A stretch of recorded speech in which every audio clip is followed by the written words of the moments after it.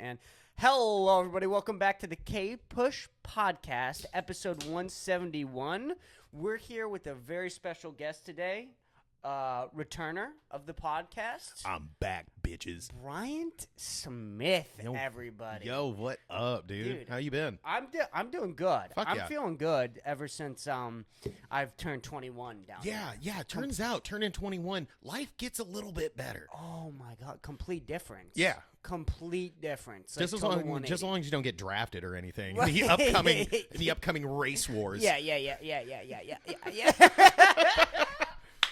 Although I could have been drafted at 18. Yeah. And then still not been able to drink beer. Yeah. So Yeah, which dog shit. Cheers. Cheers, brother. Cheers, by the way.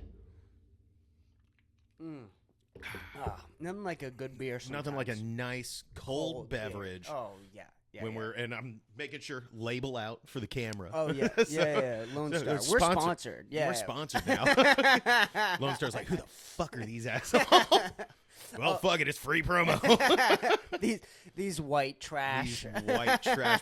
Hey, we were talking about this before the show. It's the year of the white boy, baby. Dude, the exciting back. Whites, baby. We're back. We're so back. I mean, we are. Trump's in office. Trump's in office. Cooper DeJean got a pick six on his birthday in the Super Bowl. Yeah. Go fucking Birds. Oh, yeah. Go Birds. Go Birds. I'm not even so it's funny, like I'm not really an Eagles fan per se. Sure. I mean, I was this year for obvious reasons because fuck the Chiefs. Yeah. But like I'm a Tennessee Titans guy. Sure. But because I'm a Tennessee Titans guy, I have to pick a team for the playoffs because we're never going to make the fucking playoffs ever. Yeah, we suck so bad. So I went to a friend of mine. She had gotten adopted by Eagles fans at a local Eagles bar downtown. Wow. I think it's like the Cat's Pajamas. I or like some how shit. you put that. She was adopted by That's Eagles how I fans. was. I was adopted by the Eagles fans because Fair like enough. for 2 seasons, 2 football seasons, I had known this woman, and every single weekend she was like, "Are you free? Do you want to come down? Are you free? Come down to this Eagles bar with me and hang out, see what it's all about." Okay. And I was like, I was always like, "Nah, I gotta work. I don't have any money." And finally, one day she had enough. She was like, "I don't care if you don't have any money. It's on me. Drink all you want. Party hard. Go Birds. Get your ass down here." I was like, "Okay, bet." So I went down to this bar with her. And it's such a blast hearing all of the people, screaming "Fly Eagles, fly!" and "Go Birds!" Everyone's in their shit. But what really sold me was the kindness of a lot of them, because I was there as a man, not a Eagles guy. But they were all cool with me. Like I was lining up a shot at the bar, and like guy comes up, goes, "Let me do a fucking shot with you, bro." And like so we were like just slamming him back. And then, but what really sold me on it was there was like some kind of fucking god awful call made by a ref, and one of the guys stands up. He's like in this like little booth area. He stands up, points a finger at the TV, like the giant TV, and screams, and I quote, "Fuck you, ref. That was a bad call. I will fucking fly to your house and fuck your wife."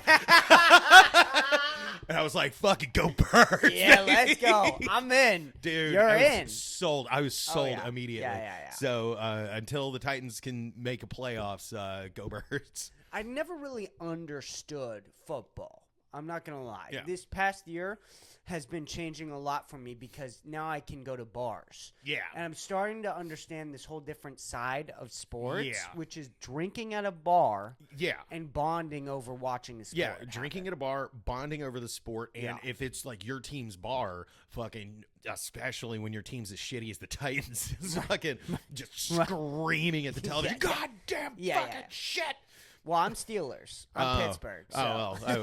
You poor bastard. I mean, at least you're not a fucking Titan, dude. Fucking, if we get Aaron Rodgers, because they've been talking about, it's been like a rumor that Aaron Rodgers might go to the Tennessee Titans. Yeah. If Aaron Rodgers gets picked up by the Tennessee Titans, I'm going to fly to Nashville. I'm going to go to the home office for the Titans. I'm going to go walk into the boardroom, and I'm going to blow my fucking brains out in front of the entire fucking board. I'm going to traumatize them forever. I'm going to walk in and like, "Oh, Aaron Rodgers, huh? Blam!" What a great punchline. Yeah. I mean, that's a great last punchline to Yeah. go out on. Oh, As a yeah. comedian? Oh yeah, obviously. I mean, I've always kind of hoped that I was going to get stabbed on stage. That's how I was going to go. Yeah. I'll take blowing my brains out in front of the Tennessee Titans board of directors. I'll do that all day long. Sure. But yeah, so you're a Steelers guy. You're finally getting into football. So I guess the next question is, when the fuck are you coming over to my place for a fucking cookout? Dude, I'll come whenever. I'll fucking holler at you next Come season whenever. for sure. Yeah.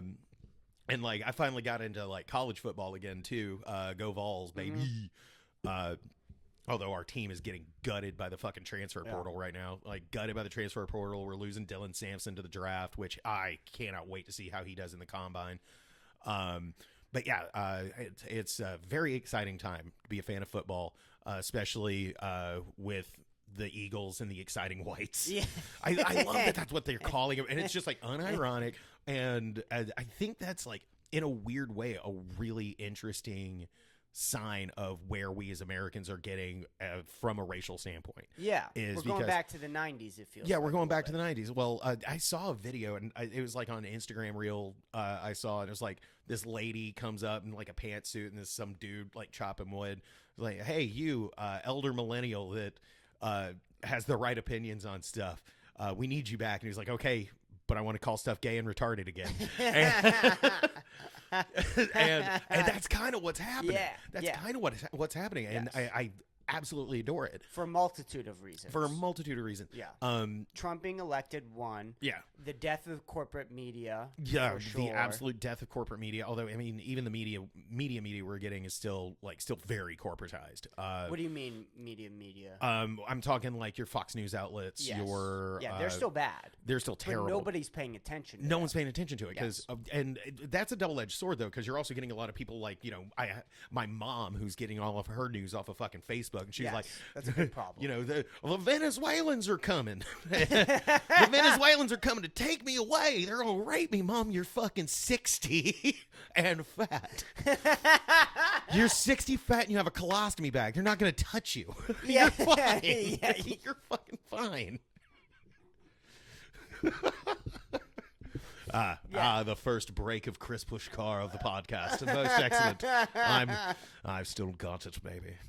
I don't know what that fucking voice was. That was like a sexy, oh God, what's his fucking name? He played Count Dooku, whatever. Yeah. Christopher Lee is like a sexy Christopher Lee. Yeah, dude.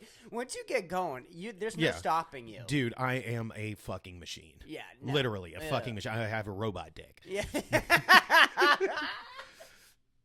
I wouldn't be surprised if I cut your face open and you're just half robot. You know what I mean? I wish, dude. Do you know how cool it would be? Oh, yeah. That'd be a party trick. I'd be like, go gadget eyeballs. Just like cover my eyes out of my head. Chase people around a bar with it.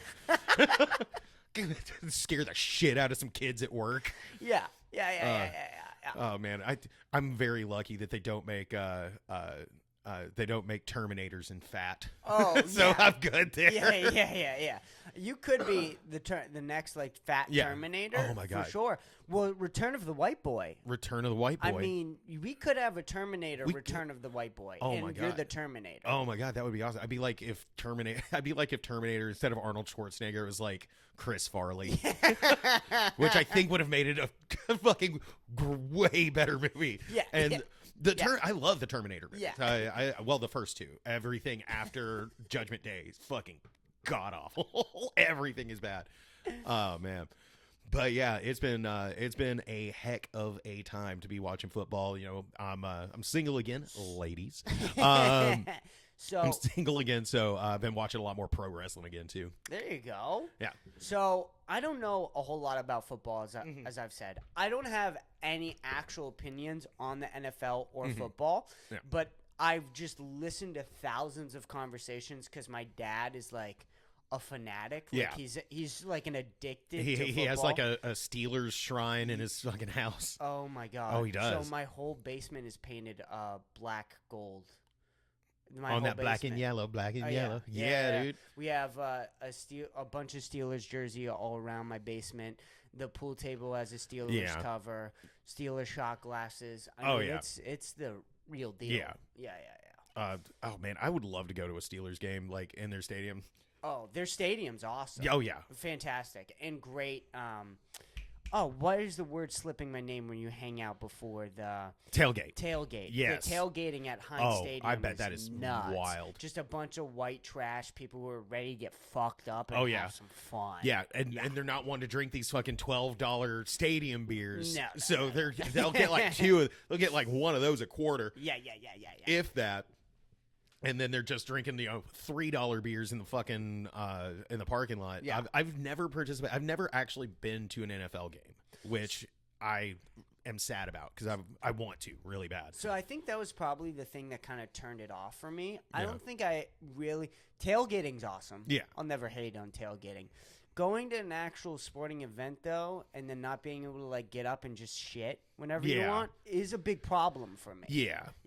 I wouldn't want to shit in one of those anyway. Yeah, no, exactly. That's my point. But yeah, fucking. No, I want to try it though. My brother's doing this, and some people will try and do it in 1 year. My brother's not crazy or rich, so he's trying to just do it before he dies. He is because my brother's more of a baseball guy. Okay. And he's getting me into baseball now. Go Mets. But my brother's more of a baseball guy, and he is going to see a game in every baseball stadium in the world, or everyone in the MLB. Like in a season or just over? No, just over before he dies. He wants to go to all of them. That's awesome. He's got a trip planned. I think this summer, him and my dad are going to go to St. Louis. What a great way to view the country. Dude, right? Like just travel, see the entire country just through baseball. Yeah. But that's really interesting. Because I've done just Atlanta. Which Atlanta's ballpark in the 90s fucking ruled.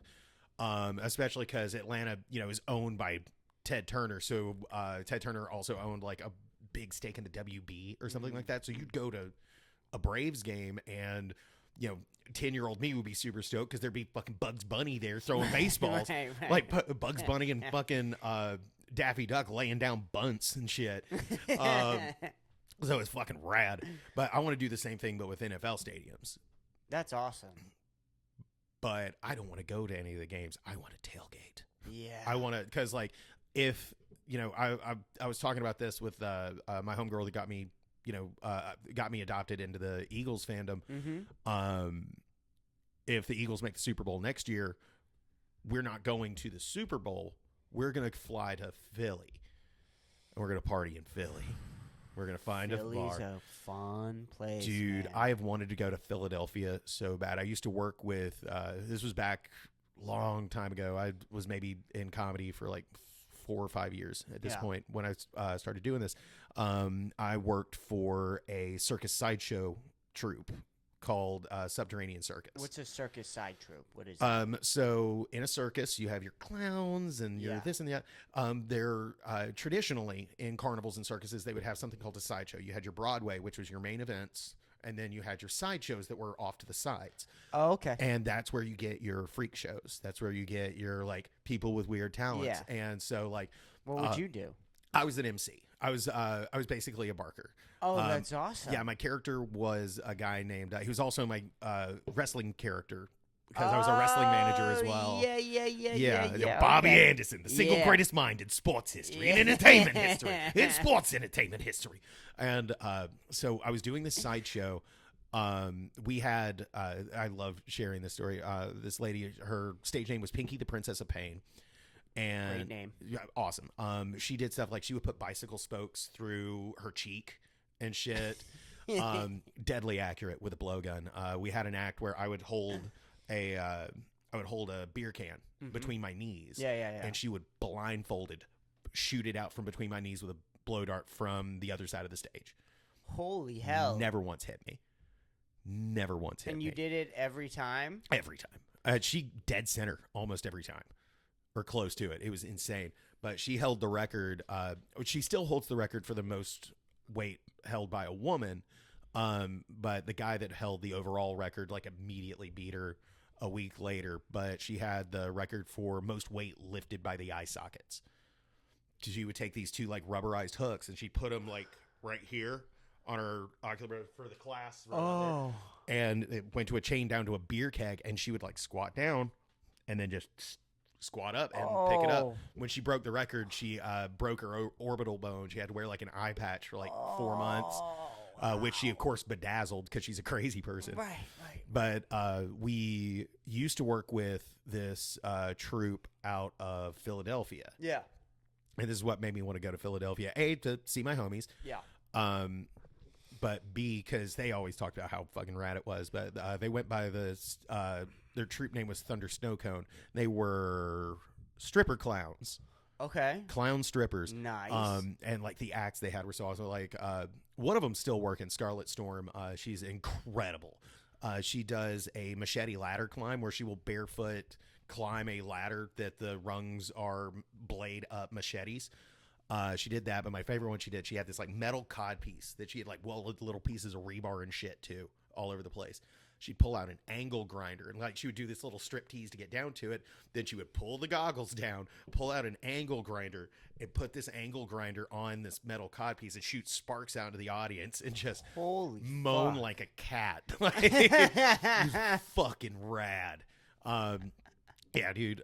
Philly seems like a cool place filled with cool people. So I think there's a lot of forms of white trash. Pennsylvania white trash. Oh, is yeah. real fun. Oh, yeah. Harrisburg, Philadelphia, Pittsburgh. I mean, it's got a lot. Yeah. And then not only that, just that area, right? Like Cleveland's also Oh, pretty yeah. cool. Cleveland. Buffalo's awesome. Buffalo's the shit. Yeah. I cannot wait to pregame at a Bills game. Oh, yeah. Because Bills Mafia is fucking crazy, dude. Like their thing is jumping through tables. Like that's rad as fuck. So I did want to say something going back to the NFL. Again, I don't have any real opinions, but just sort of watching my friends, what they're saying, a lot of what Bill Burr's saying on his podcast is like the NFL isn't really about football. No, anymore. it's about commercials. It's about commercials. You know, you got to have the Taylor Swift. Yep. You got to have the halftime show where Kendrick calls Drake a pedophile. That was like, so peak. That I mean, some of it is great. Yeah. Right? I'm not dissing the Kendrick thing. But the idea is now it's less about football. I 100% agree. Show. I 100% agree. Yeah, it is definitely a show. You know, it's why before every game, and it could be a local up and coming recording artist, or you know, as the games get progressively deeper into the season, get more important, the person singing the national anthem gets more and more important. Yes. You know, because you know it'll be, opening day for the Titans. You know, opening home game for the Titans. Sure. It'll be, some country singer that they plucked off of Broadway in Nashville. Yeah. And then the Super Bowl will be, fucking Reggie Watts or some shit. Yeah. So it's all about these big corporate sponsorships. It's all about money. It has always been all about money. And it's why, people are saying, football's fake. It's rigged, because of the bad ref calling that benefited the Chiefs for the last 3 years. Yeah. And then you get, the shots of Taylor Swift to get more eyeballs on the show. Yeah. Because the more eyes are on the show, the more they can charge for those commercials. For that Bounty commercial or a Charmin commercial where Bear's picking fucking shit tickets out of its fur. So it's always been about money, and that's why I kind of jokingly, kind of for real say football is fake and wrestling is real. Yeah. It's great. Yeah, because it is. I mean, it is pro wrestling. It's carnies all the way down. That's the American fucking way, baby. Yeah. We are all carnies. And we had Alex Ollinger on this podcast, and he brought up something really interesting is, what is the biggest show in comedy right now? It's Kill Tony. Yeah. And he said it perfectly. It's like, it's not really a stand-up comedy show. It's more like an internet show that has stand-up comedy. Yeah. Do you know what I mean? Yeah, I know exactly what you mean. So I've been saying this for years. Yes, and I think it's a this freak is show. a trend that's happening just in everything. Yeah. With Kill Tony, with the NFL, with Squid Games. Squid Games is a big TV show. Yeah. Now, what is it turned into? A Mr. Beast, YouTube show. a Mr. Beast YouTube show Yes. or a game show Yes. sponsored by Mr. Beast. Right. And that's, the fucking way of it, Right. At the end of the day, you can talk with as much conspiracy thought, this is an old conspiracy head thing, is follow the money. And the money is going where it's going to go. And the goal of everything is to make money. Mm-hmm. We live in a capitalist society, and that is the point of capitalism, is get that bag, baby. Right. And I can't get mad at things like, Kill Tony being what Kill Tony is. Yeah. And, securing the bag, because not only is, Tony's fucking loaded now, but Red Band's fucking loaded now. Yeah. Not that Red Band was broke by any stretch of the imagination before. Sure. But I've also seen, the rub from that give a lot of my homeboys a rub. Oh, yeah. Yeah. I mean, Brian Redband, I think personally, if you're going to say one guy who does the most for like new comics, it's Brian Redband. It's Brian Redband. Dude, Redband. And I know you listen to this podcast, Redband, because you follow me on Reddit. I'm kidding. Although if he does, that would be fucking hilarious. If he does, I'm going to have some explaining to do. Because I live in Texas, so there's only one goddamn place you can get porn now, and it's fucking Reddit. Going to Xvideos works. Xvideos does work, but I hate navigating Xvideos. The UI is so bad. Yeah, that's how much of a pervert I am. Is I complain about the user interface for a fucking porn website. Good God. Yeah. But it seems like nothing can be one thing now. No, it can't. No, it's nothing gotta, can be one thing. You gotta have the line was from Lock, Stock, and Two Smoking Barrels. Is you gotta have a lot of your grubby little fingers and a lot of grubby little pies. Oh, I like that. Yeah. Have you never seen that movie? No. Fucking watch it, dude. What movie? Lock, Stock, and Two Smoking Barrels. Lock, Stock, and Two Smoking Barrels. I want to say Lock, Stock is Guy Ritchie's second movie. It might be the first one. Oh, okay. All right. I definitely need to check it out. Yeah. That and Snatch are the two best ones he ever did. Yeah, I'm still catching up a lot because I was born after the towers fell. Yeah. So there's just like there's a lot of like TV shows and movies. Like I'm in the middle of The Sopranos right now. Oh, I'm about to start The Sopranos for the first time. I just finished The Wire. Yeah. I watched Dexter. Like I'm trying to get caught up on everything I missed. I made it through to like the 4th season of Dexter with my ex-girlfriend. Yeah. And I made it through the 6th. I didn't care for it. The thing I didn't care for Dexter much. I liked it a lot. I thought the first 4 seasons were really good. Yeah. Just from what I saw, season 5 and season 6, there's definitely a decline. Yeah. Which apparently they're bringing it back. Yeah. They've got like a prequel show. Yes. And then they're like also, and that's how they're bringing it back. So because nothing under the sun is new. No. There's nothing new under the sun. No. So very rarely you see like an IP until I get my pilot finished. Until I finish writing my pilot. I can't give away too much, but I am working on like a workplace comedy pilot right now. Okay. Myself, my good friend Ian Sharp, and I'm probably going to loop in my good friend Dave Borowski awesome. into that and try and get something just to fucking do it because I haven't written shit in forever. Yeah, I would love to. Maybe even not help, but look at your stuff. Absolutely, I'd love to have you. I do want to get to a point where I'm writing like TV show. I started this whole thing of being quote unquote a comedian, an artist or whatever, a comedian. With I wanted to be a director. That's how I started. And then when I saw, Jordan Peele come out with like some of the best movies. God damn, like, those movies are so good. Of the 2010s, he has a good amount of them. Then you have, Bo Burnham. He released an amazing movie. Yeah. Louis C.K. made an amazing movie. Like, so you just started to see these comedians write and direct. Comedians writing and directing serious things too. Yes. Like, us, them, the Jordan Peele movies that he did were all extremely serious. Yeah.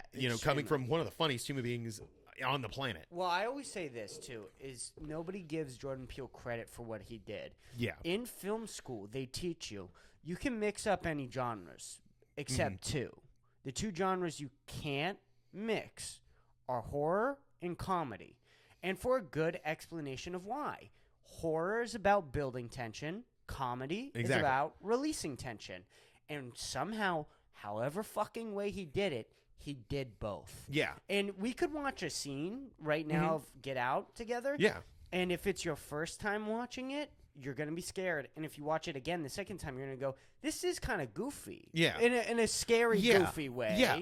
And so it's so funny because after he did that, there is a lot of that going on right now. Yes. Did you see Smiling Friends, the TV show? I love Smiling Friends. That's like a horror comedy It's show. a horror comedy. Right? Absolutely. Very, very grim topics and very grim imagery. Yes. You know, that first episode is like, we got to go cheer this guy up. And there's a fucking shirtless, like, old dude just walking around with a gun held up to his head. And he's like, well, if you can't make me smile, I'm going to do it right in front of you. Like, it's so grim. And like, but I love horror comedy too. Like, this is a movie from well before your time. I think it came out in like 99 or 2000. Okay. This film called Idle Hands. Okay.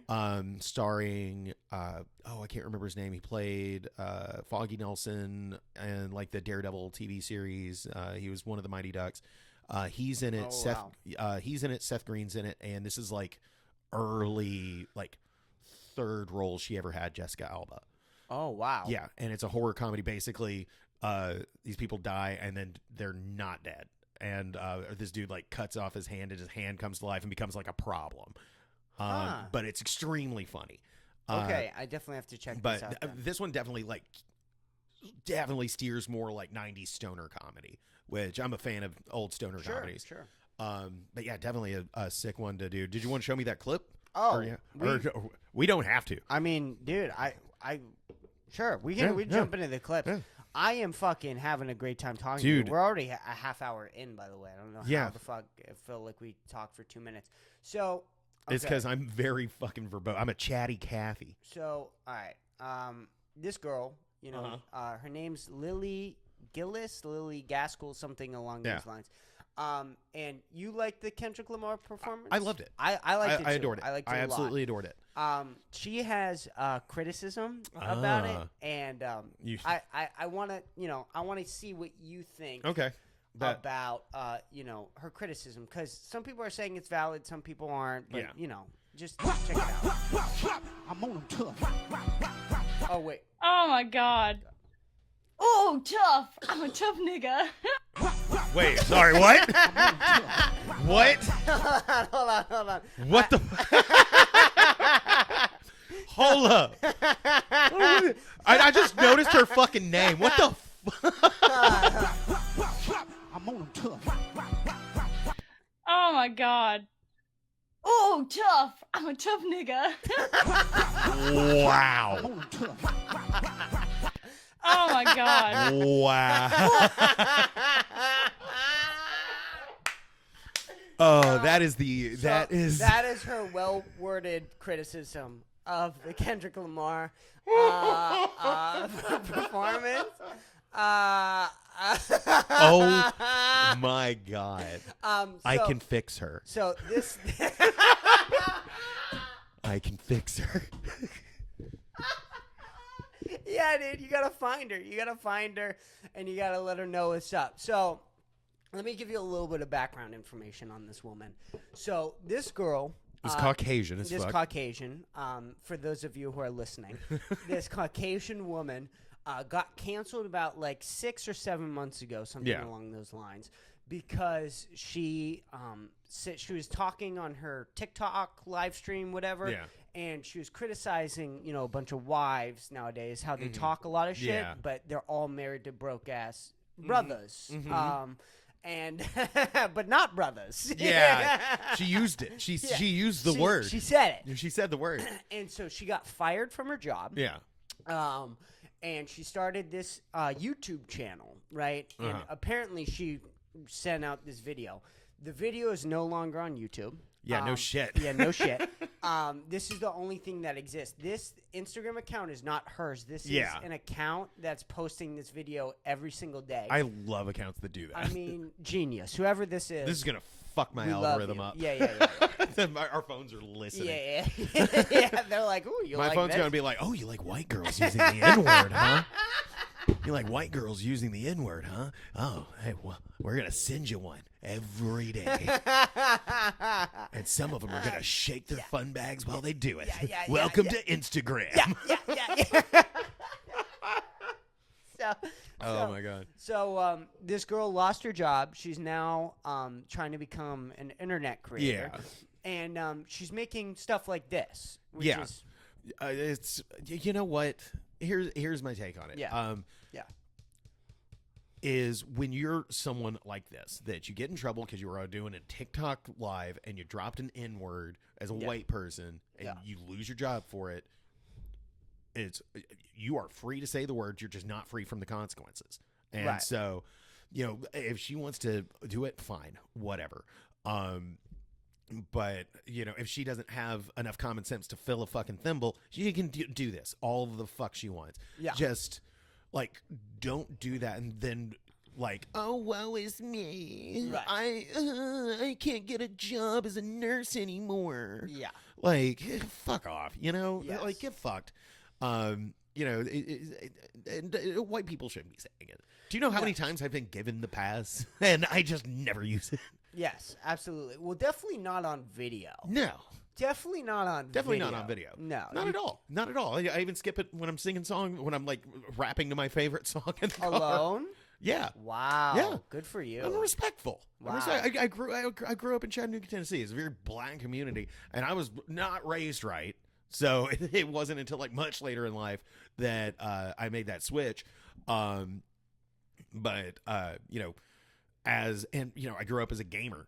You know, so I was getting called that shit all the time. Yeah. But you know, it's just it's not my place to do it. You know, No, it's not my place to do it. It's not your place to do it. No, I don't think so. Certainly not this bitch's place to do it. No, not it's at this all. bitch's place to bend over at the waist and show me your butthole. Yes, absolutely. Yeah. Agree with that. I would actually like to see what her butthole looks like. I would too. I would like to see if, you know, what words she's saying are in her butthole.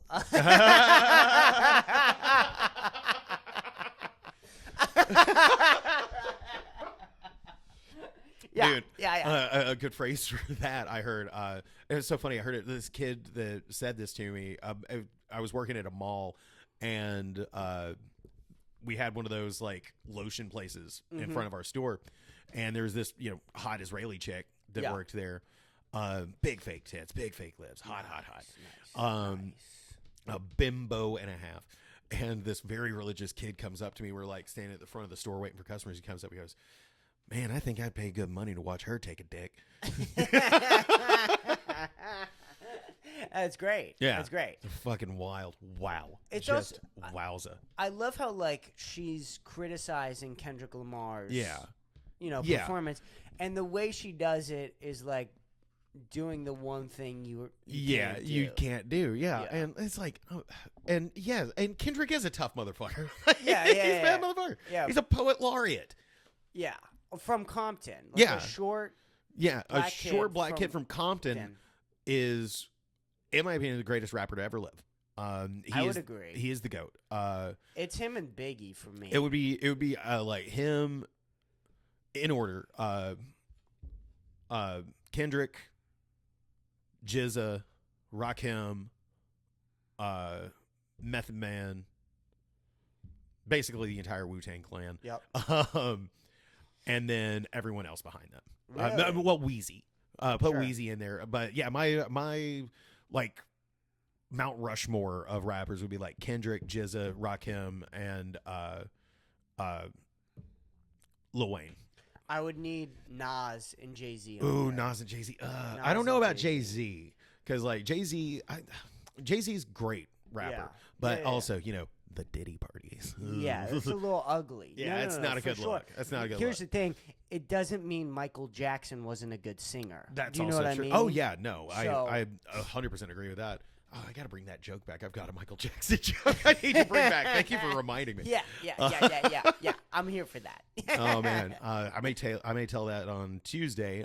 Go ahead and get the plug out of the way. I don't think this episode's gonna be out in time, but Tuesday night I'm gonna be doing No Offense comedy at Ani's Day and Night. Okay. Doors at 6:30, show at 7:30, and it's like a no holds barred dark comedy show. And I'm opening for Lemaire and Rick Diaz that night. Rick so Diaz? yeah, Oh, nice. pretty rad. That is awesome. Pretty exciting. And apparently, like, a few of my friends have been trying to get me in the same room as Rick for a while because they think we'll like each other. So I'm like, fuck yeah, take me to Belgium with you. I can get my passport in like 2 months. Yeah. So I don't really have anything else on Yeah. this girl. I mean, I think that's we just talked to her to death. wild, It's just dude. crazy. That is just wild. I think we do need to play it one more time, though. Yeah. For shits and giggles. I'm on them tough. Oh my god. Oh, tough. I'm a tough nigga. Jeez. I'm on them It's tough. just great. Yeah, that reminds me because we were talking about algos earlier. Yeah. I'm gonna send you one. Go ahead. Because like my algorithm is fucked, and this is like the kind of shit my algorithm's giving me right now. Here, you know what? Send it to the Kpush podcast Instagram. Okay. Send it there, and Okay, I'll okay. be able to check it out. But yeah, dude, I just think that I don't even fucking know, dude. The thing is people criticizing Kendrick Lamar for his performances. Like, who else has had a better one? I don't. I don't know. of I recent- can't think in recent memory anyone that has had a better halftime show than what we saw there. Yeah. Also, with the hip hop Yeah. thing, I think when you get to a certain point in time of how good you are, Yeah. like it's just up for personal opinion. Yeah. Right? Like I think Kendrick, Biggie, Nas, Eazy-E, like all of them, everybody you just said, Yeah. all of them are sort of on the same rank. I sort of feel the same way about stand-up comedy. Like Dave Chappelle, Bill Burr, Richard Pryor. Yeah. There you go. Found it. Why am I forgetting his name?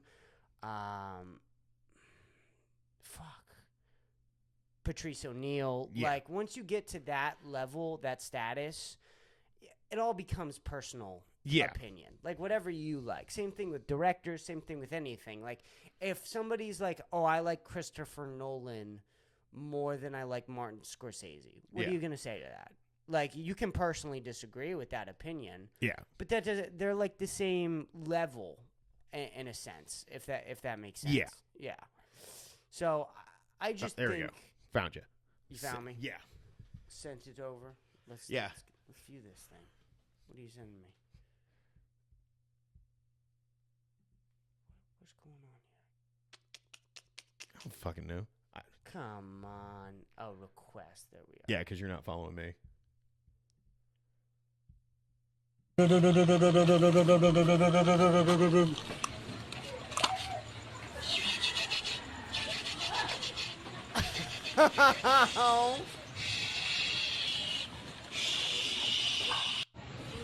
So that's the shit my Helgo sent to me. Holy hell. I get a lot of physical deformities in my Instagram algorithm. Look at the comments. Oh, yeah. my Oh, God. yeah. The Instagram comments are, Dude. I mean, Unhinged. like crazy as fuck now. Yeah. I mean, it's absolutely wild Yeah. to see what the Instagram has become. Yeah. I mean, you'll just see like the N-word spammed. Oh, in constantly. Instagram. Constantly. Yeah. And it's insane. Like, have you seen, I know that they've done stuff about her on like, the Your Mom's House podcast. Yeah.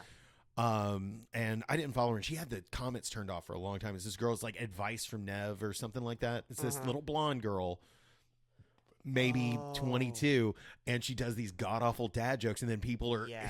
in the comments Yeah. like Yeah, yeah. inflate my scrotum and step on it. Yeah. You know, Yeah. fucking vile, Yeah. fucking Yeah. unhinged. It's Yeah.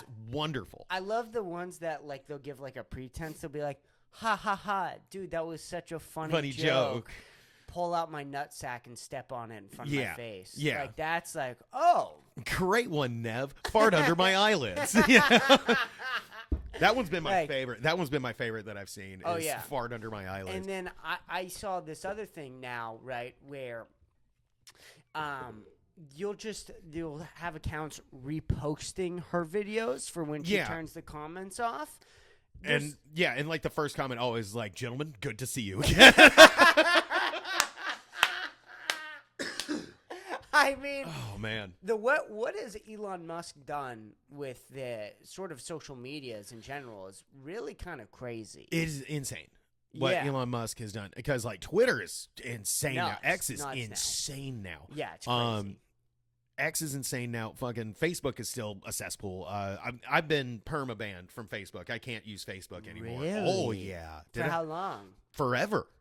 Wow. Like I cannot create a new Facebook account with my phone number or with my email address. If you make a new email, can you? Yeah, I could, Okay, but then that would require me to have to do that for fucking Facebook. You know, yeah, no, you can't do shit for Facebook. Yeah, and I'd have to like, because you know, I first got Facebook when it was like new, really, like when you still had to have like a college email address to sign up for it. Oh, okay. Because I was a sophomore in college when Facebook came to Austin P. Crazy how fucking long Facebook has been Dude, around. it is insane. I mean, there was a time where only college kids could get on it. Yeah, and like, you know, so I was doing, because I was perfectly happy with my MySpace back then. Yeah. But a friend talked me into it, and then had the same one for a long time. Got really heavy into drugs. It got super paranoid. I was like, I can't have social media. I like deleted it. Yeah. And didn't have a Facebook for a few years. Yeah. And then started another one up, I think in like 2011. Okay. Okay. And so I had like the same Facebook from 2011 until last summer. Like maybe even later than that, maybe like September or something. And it's, so I used to run like a bunch of like edgy meme groups and shit. And so I would get like shadow banned all the time. I would get fucking like notifications like, hey, this thing got auto reported. You need to take it down or whatever. And I'd, you know, do whatever I had to do. And then apparently there is a strike system because I got, apparently there is a strike system because like, in 2020, I made a joke, presidential campaign. Yeah. It was Bryant Smith 2020, and the slogan was "Smoke rocks, fight cops." And the Facebook auto moderators did not quite care for that, no, and so like that. I just like I Why guess not? I can't imagine why. Dude, no, I caught a 3-day ban. I got put in Facebook jail on like, no, it was like a 10-day ban. It's why I ended up not doing a lot of those like Zoom comedy things during the pandemic, is because I kept getting fucking banned. And so I couldn't go into these groups and shit. But yeah, like it was during from a comedy open mic, you got banned? No, so I was banned on Facebook. Right. So I couldn't Zoom? join the Zoom call. I couldn't join like the Facebook calls and stuff for these online things. I couldn't post on them and shit like that. I couldn't go live. Sure. And like, because I caught a 10-day ban. I can't even remember what the fuck we were talking about. He was some guy I knew. Like I had posted something about, it was the January 6th riots. Okay. I had posted something about that, and he like, about how that is like, you know, a fucking coup d'etat and they should all be hanged by the neck until dead. That's what the fucking thing calls for treason. You hang by the neck until dead. But I had posted a thing about how this is, how it was treason. In the eyes of the law, it was treason. And this guy gets in my fucking comments and starts like talking shit about me. It's like, hey, you know, you were totally okay with all the looting and stuff last year, talking about the Black Lives Matter protests and shit, which I had not posted a goddamn thing about. He was just pulling shit out of his ass, and he was ex-military. So I told him to shut the fuck up and raise Jody's kid, you bootlicking cuck. And I got a 10-day ban for that. Wow. Yeah. Wow. Yeah, Yeah, that's I can be very mean when Sure, I want sure. to be. sure. Do you think the that January 6th stuff was fully treason? I think 'Cause the people at the top of it definitely yeah. were. Well, did you hear that? Like, there was a lot of FBI agents in the riot, and they. I'm sure there were because they were They- collecting fucking evidence because they knew it was Right, coming. right.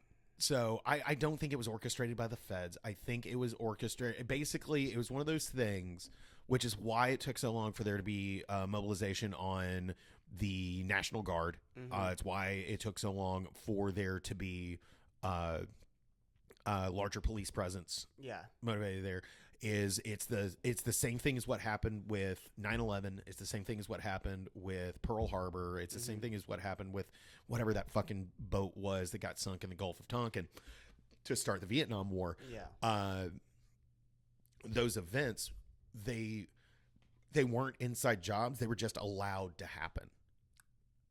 Gotcha. So Okay. like 9/11, Bush didn't do 9/11. Dick Cheney didn't do 9/11. They didn't mastermind 9/11, but the intelligence agencies knew it was coming and they allowed it to happen.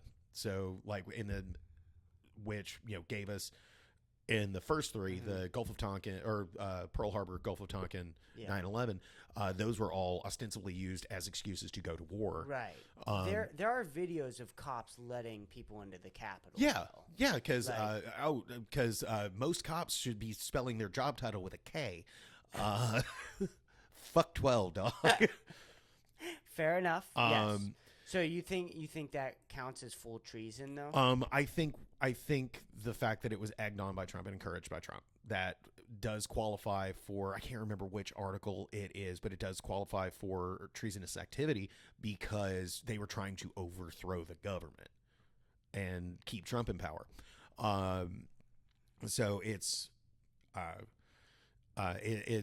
definitely, like, in the eyes of the law, would be considered treason towards the United States and treason against the Constitution of the United States. Not that I'm a lawyer or anything, Right. but I'm very passionate about this sort of thing. And now, Trump's in power anyway because he definitely won the popular vote this time. He definitely won Yeah. the electorals. Not a goddamn thing we can do about it. But with his rapid fire dismantling of major governmental agencies right now is fucking insane. And so I think we're going to be in for a very strange next few years. I think we're going to be in for a less than pleasant next few years. So when you say insane how? I'm not saying that we're going to be seeing the Gestapo marching through the streets Sure. or anything, but I am saying we are seeing ICE kind of marching through the streets daily. I see reports of it on the Austin subreddit, pictures of, ICE trucks. Like, ICE is in this neighborhood right now. ICE is in that neighborhood right now. They're doing door-to-door knocks in Houston. And it's very serious stuff. And then with the gutting of all these governmental agencies and things, because like I'm a student of history, and like my favorite time period is this time period called the Gilded Age. It was right around the turn of the century, right around the turn of the 20th century, so like 1900 to about 1929. Yeah. Which is when the World Dust War Bowl I. started. Yeah. Or two. No, this is Before post World II. War I, pre World War II. Right. When when the did Great World Depression- War II start exactly? Technically 1930? in the 30s, Right. We but weren't the involved United to the States didn't get 40s. involved until like 42, Right. and then it Okay. ended in 45. Like during that Gilded Age time, it was a lot of the same thing. Was a lot of dismantling of, American, thing, or a lot of power being given to larger companies and corporations, right? So during this time, you had like the Teapot Dome scandal, which was basically a whole big government corruption thing where basically Congress was just letting people run roughshod with American money and not pay taxes, which we're seeing a lot of right now. And I saw this as a post. This isn't my original thing, but it is kind of something to think about. Is because the Republicans, the conservatives, they have the House, the Senate, and the White House. Right. Yep. And most of the fucking judicial branch as well, the Supreme Court. So the last time that happened was the last time they had a majority like this was in 1928. Mm-hmm. Do you remember? Do you know what happened in 1929? Prohibition? Wrong. The fucking Great Depression began. Black Friday happened. Stock markets crashed. People were literally jumping out of windows because they had lost everything. Didn't that have? There was other reasons for that though too. That went back to World War One, correct? Yeah, kinda. Okay. But mostly what it 'Cause was just it was an economic collapse. Didn't it happen in Because we got England top. as well? Yes. Oh no, the Great Depression kind of hit a little bit of everyone. Like, yeah, right. And it also doesn't hurt that we had like the Dust Bowl around that time. So like, So there's basically, a lot of different reasons, but what it you're was saying because is everything like, got so top heavy. And like what you're saying is what this didn't help. There are a lot of models I've seen, a lot of projections I've seen that are predicting that in the next 2 years we're going to go into a depression. Right. And like I watch the markets and stuff. The markets are very, very like crazy right now, just very up and down. I think last I checked on Friday, we were still in a bear market. Mm-hmm. So we're just we are looking at a very interesting next 4 years. And one of my favorite curses I've ever heard is it's an old curse to tell someone, may you live in interesting times. And boy howdy are we about to live in some fucking interesting times. Yeah. All right, I'll get off my soapbox no, now. No. This is interesting. No. I am into all this. I mean, I love talking about dick jokes as well. But I do like talking about this stuff, and also like I like hearing older people's perspective because they know a lot more than the dumb 21-year-old. Yeah. Right. So, yeah, and I'm almost fucking 40. God. Oh no, it's ridiculous. No, I did the math, by the way, because another wonderful comedian, Kent Hunter, who was just here today. Oh, was he? Was just cool. here today. Yeah. I love that guy. He finally figured out how to hold the mic up.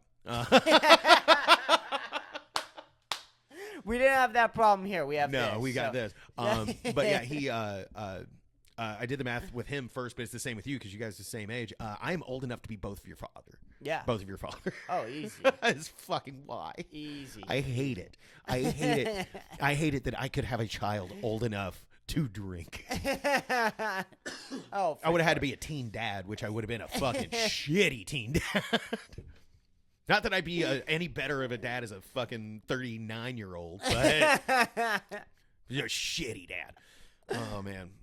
So you think that all this Republican control will somehow cause or may cause? Well, it's not even the Republican Republican control so much as it is how much the Republicans are not just willingly but gleefully bending over the American people and letting these large corporations fuck us. Mm-hmm. And that's what we're seeing, especially with the rise of AI and everything. We're going to see some major collapses in some of these markets with all of the deportations. Like, that's who picks our fucking tomatoes, right.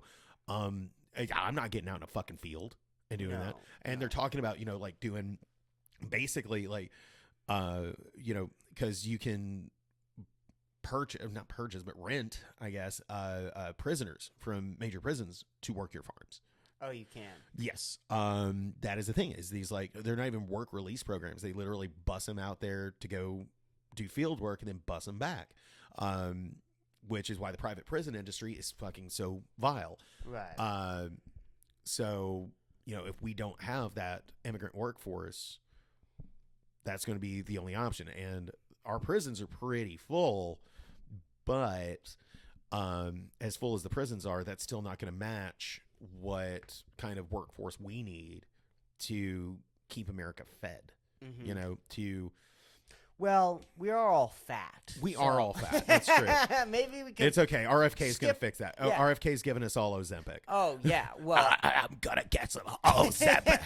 I'm going to inject my dick full of worms. anyone got a cerveza? God damn. Like, it's a fucking clown show, man. Yeah. Well, it's been a clown show. It's been a clown show. It's been a clown show for fucking 40 years. It's been a clown show my entire fucking life. I remember being a kid in the 90s. I was like 9, 10 years old. I had no idea what was so fucking funny about what they were saying on SNL every night about fucking Bill Clinton. I was like, watching SNL because, like, my parents, raised me around comedy. We'd watch SNL and I'd be like, Mom, what's a blowjob? But yeah, so. Honey, it's something the president gets in the Oval Office. Yeah. Mom, what's a blowjob? Don't ask your father. And then my dad's like, don't ask your mother. That's for goddamn sure. That's great. That's great. I'm funny as fuck. Buck me, you cowards. Oh man. But yeah, it's definitely interesting what's going on in politics right now, and I'm not a huge fan. A lot of people have been saying that we're gonna go through another Great Depression since COVID. Yeah. I mean, really, since COVID, this idea has sort of been spiraling out of control. Yeah. And here's the thing is, especially because, like, the economy took a wallop during the pandemic. Yeah.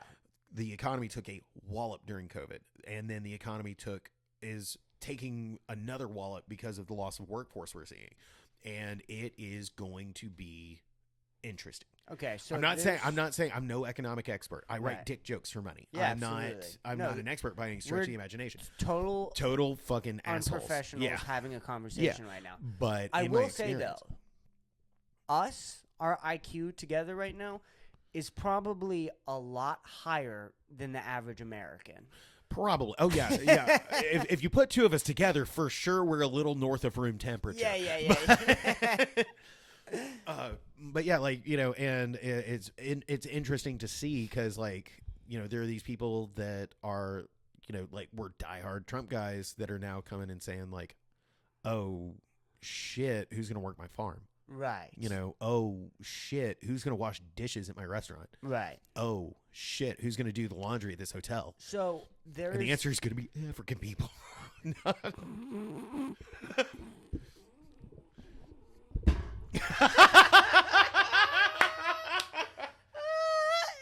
We got to get the boats.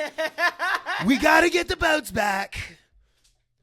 We got to get the boats back to Africa. They love it there. Trust me, I know. Lily Gillis, she's the only one calling them what they need to be called. Lily Gillis is on to something. Lily Gillis might know.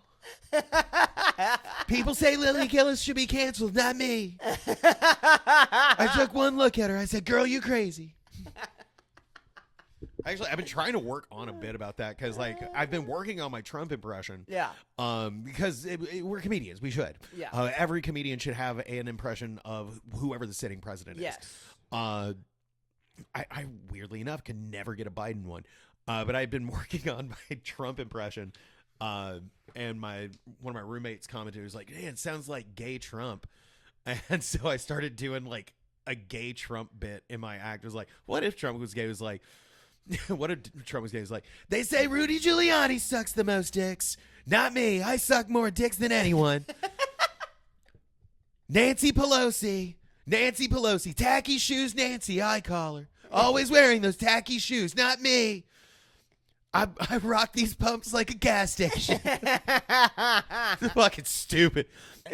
That's great. Dude, that's awesome. The problem with Trump always has been with comedians is it's hard to add comedy on comedy. It is. It's really difficult. It is. And it's hard to, like, keep it going because, like, God damn, he's such a fucking buffoon. Well, that it's so easy. Here's what look. It's like fucking watching a retarded kid eat a watermelon. Like, you just can't look away. No, you can't look and you can't make it any funnier than it inherently is. Yes. And this is how I always feel about Trump too. No matter where you stand with Trump, if you're a delusional I hate everything about Trump. Yeah. You won't be able to admit that he's funny. He's And hilarious. Anybody, if you want to have a conversation about him, we all have to start at this one simple fact. He's hilarious. He's hilarious. He He's may be the hilarious. funniest guy ever. He might be. He's definitely. Well, I wouldn't even say he's the funniest president we've had, because Abraham Lincoln was notoriously fucking hilarious. Really? I didn't know that. Yeah.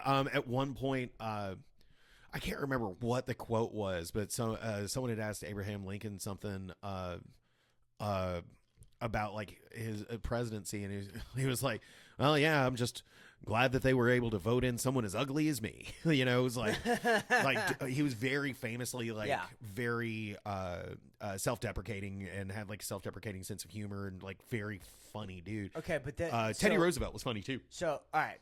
That was one thing, though, that it makes the Trump and Lincoln the two opposites. Lincoln's self-deprecating. Yeah, and Donnie is, it's a totally normal size.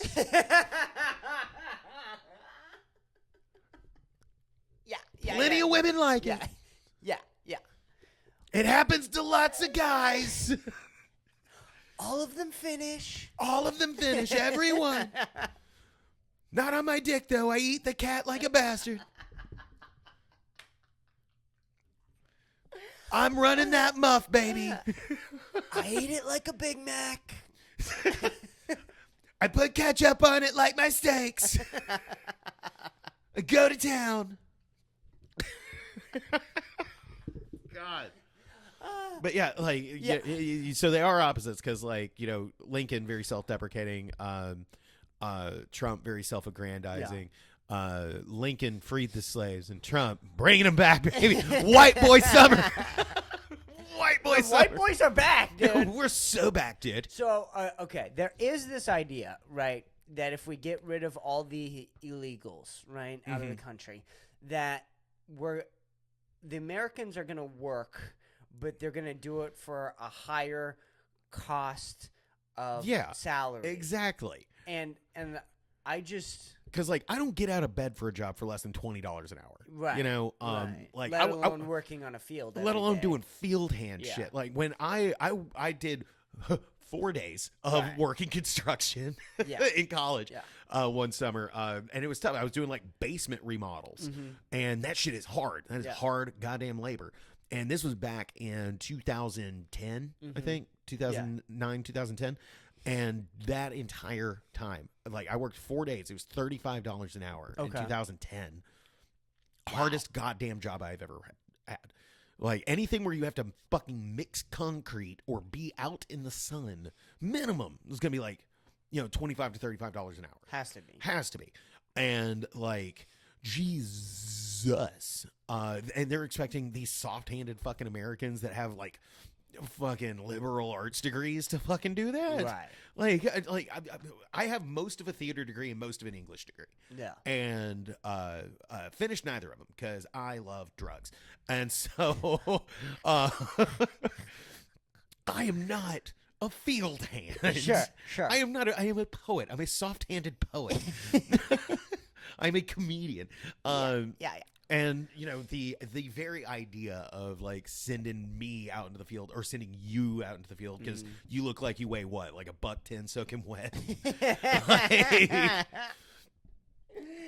Or the only person in the Austin comedy scene, there are the only people in the Austin comedy scene that I think could possibly do it is Fern, because he already works construction. Sure. Fucking Maverick McWilliams.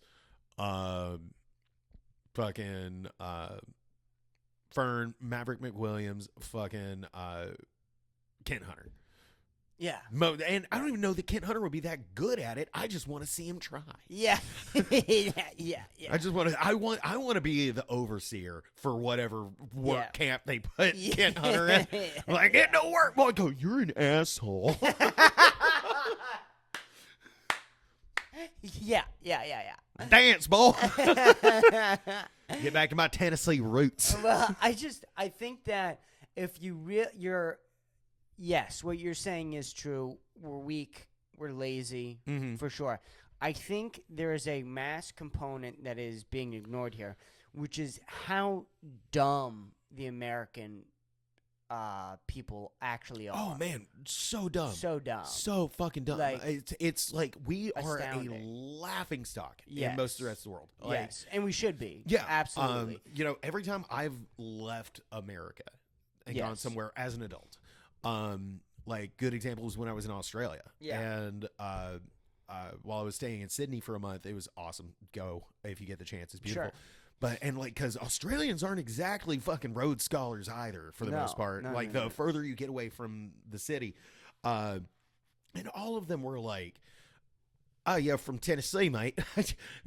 I didn't know you guys owned shoes, you know." And like, can you read? You know, and it's insane the way Americans are perceived in other countries. Europeans fucking hate us. Yeah. They hate us so much. Yeah. Well, it depends on the European country. Eastern Europeans are apparently pretty cool, but like, don't go to Paris. Don't go to. Although, speaking of Paris, though, speaking of Americans in Paris, the Olympics last summer. Did you hear about what happened? No. Because it didn't get widely reported, but I mean, the Associated Press was reporting on it. Apparently, because in major tourist parts of Paris it's just rampant with pickpockets. You're like major touristy areas in Europe, Paris, Nice, Rome, everywhere littered with pickpockets. And Europeans are not typically as big as Americans, and we're talking American athletes, the creme de la creme. As Americans, we beat the fucking shit out of so many pickpockets in Paris during the Olympics. Really? Oh yeah. Like Holy enough that it made fuck. the news. Yeah, well, you're dealing with a bunch of Yeah. New Yorkers. Yeah, Like- you're dealing. And not even that. These fucking like cornbread Nebraska motherfuckers, Yeah. like that are a world class judo guy or some Yeah. shit. You come up pick his pocket, you're gonna get fucking because French people are not big. They're No. not a big people because their diet consists of cigarettes and sarcasm and urine. Yeah. The French are so goddamn rude. Yeah, sure, sure. And so yeah, they're like fucking picking pockets and just getting fucking walloped. Oh, that's so funny. I heard one of them like that they tried to get was like a boxer, an American boxer.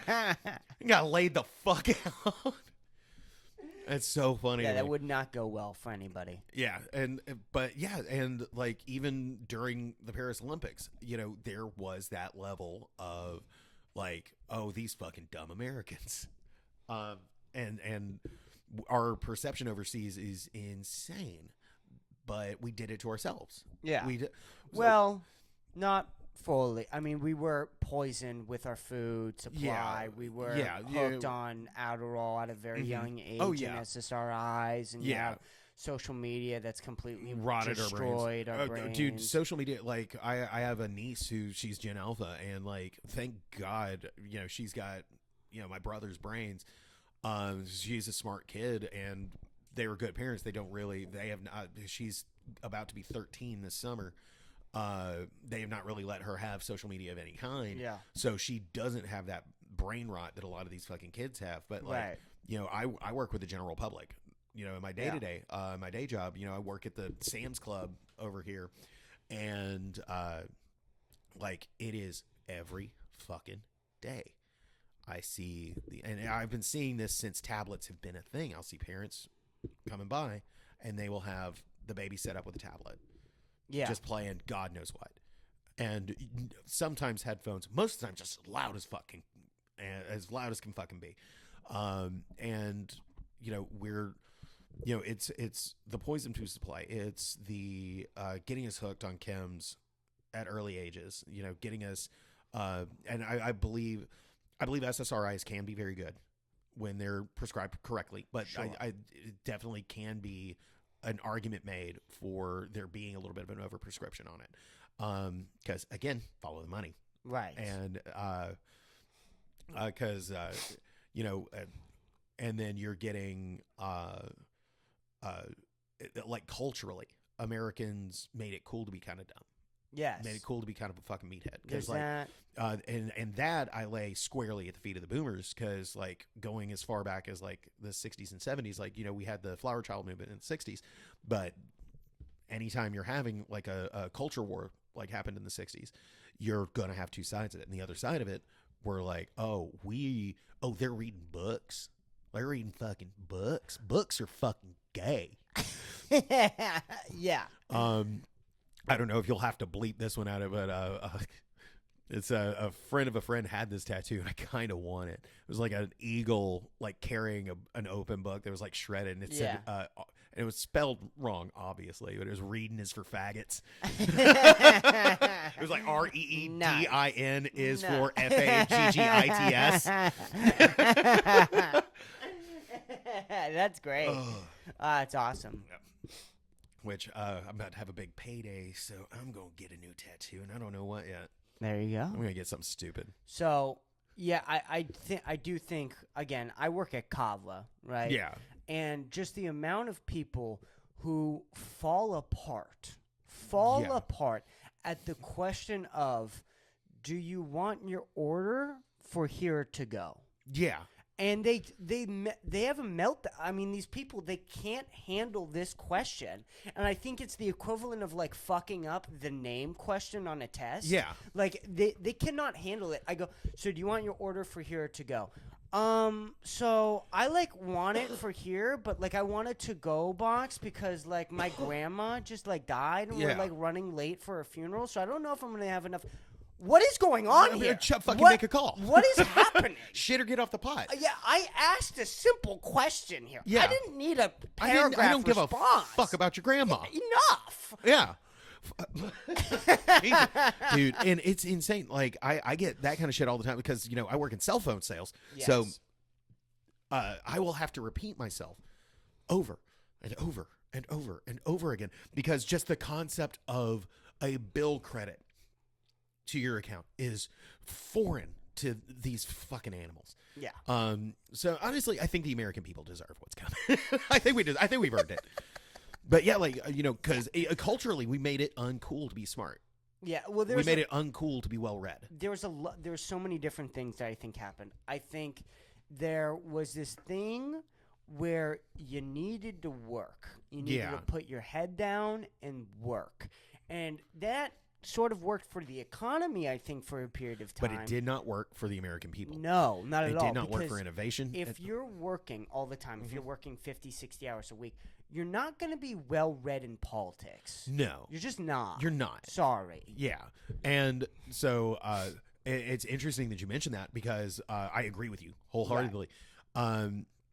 Is because that's sort of, and the American school board, the American education system. Don't even. Yeah, the American education system was started as a way to make good worker bees. Yes. That's all it's there for. Yeah, for. It's from Rockefeller. It was it's a by Rockefeller. Yeah. And so that's what they want it to be, is a fucking good worker bees and good for the economy. And, the rich, our gentry, the genteel folk, are going to be the ones making the decisions. Yes. Because, like, I had the privilege of going to private schools a couple of different times. Yeah.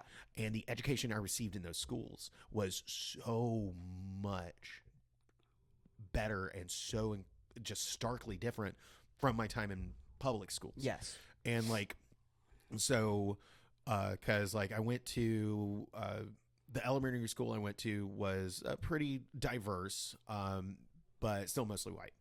Middle school, first year of middle school, went to a private school, and 1 year in elementary school, I went to a private school, and those schools were like all white, and rich kids.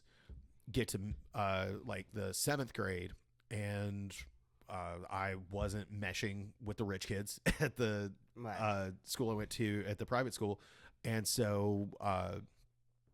And I wasn't doing well in that school because I was having trouble paying attention and stuff. I ironically enough never diagnosed with ADHD, but Jesus Christ, it has to be.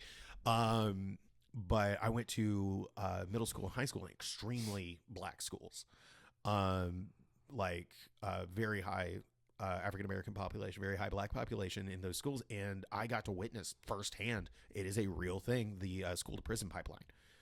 Because if the kids fucked up, especially if they were a black kid, they fucked up, they are going to jail. Period. I watched numerous kids, like, after fights and stuff, get arrested for assault and taken to jail. And then once they get out, they'd be sent to alternative school. or sometimes, you know, and it's, you know, in rural white schools, they're training you to be a farmer. In upper class schools, they're training you to be a manager. In lower class white schools, they're training you to be a worker bee. You know, in lower class black schools, they are training you to be in a penitentiary.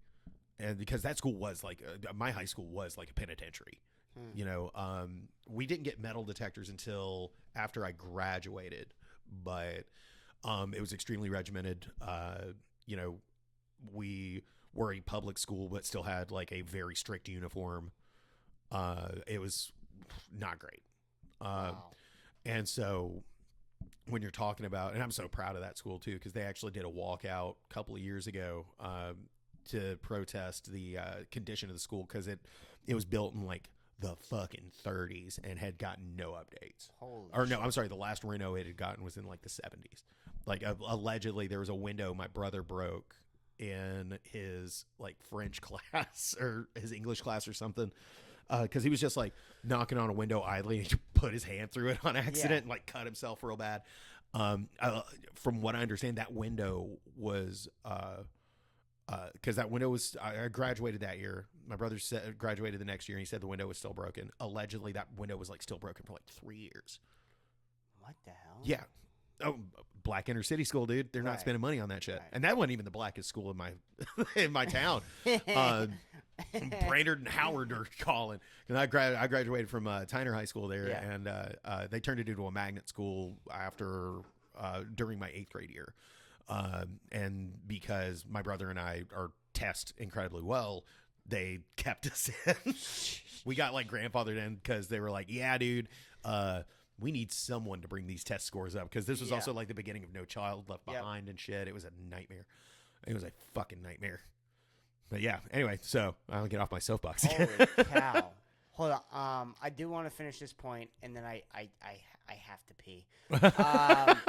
I did want to finish the point from earlier where I was talking about, like, it was this cool thing to just work 50, 60 hours a week. That makes you dumb.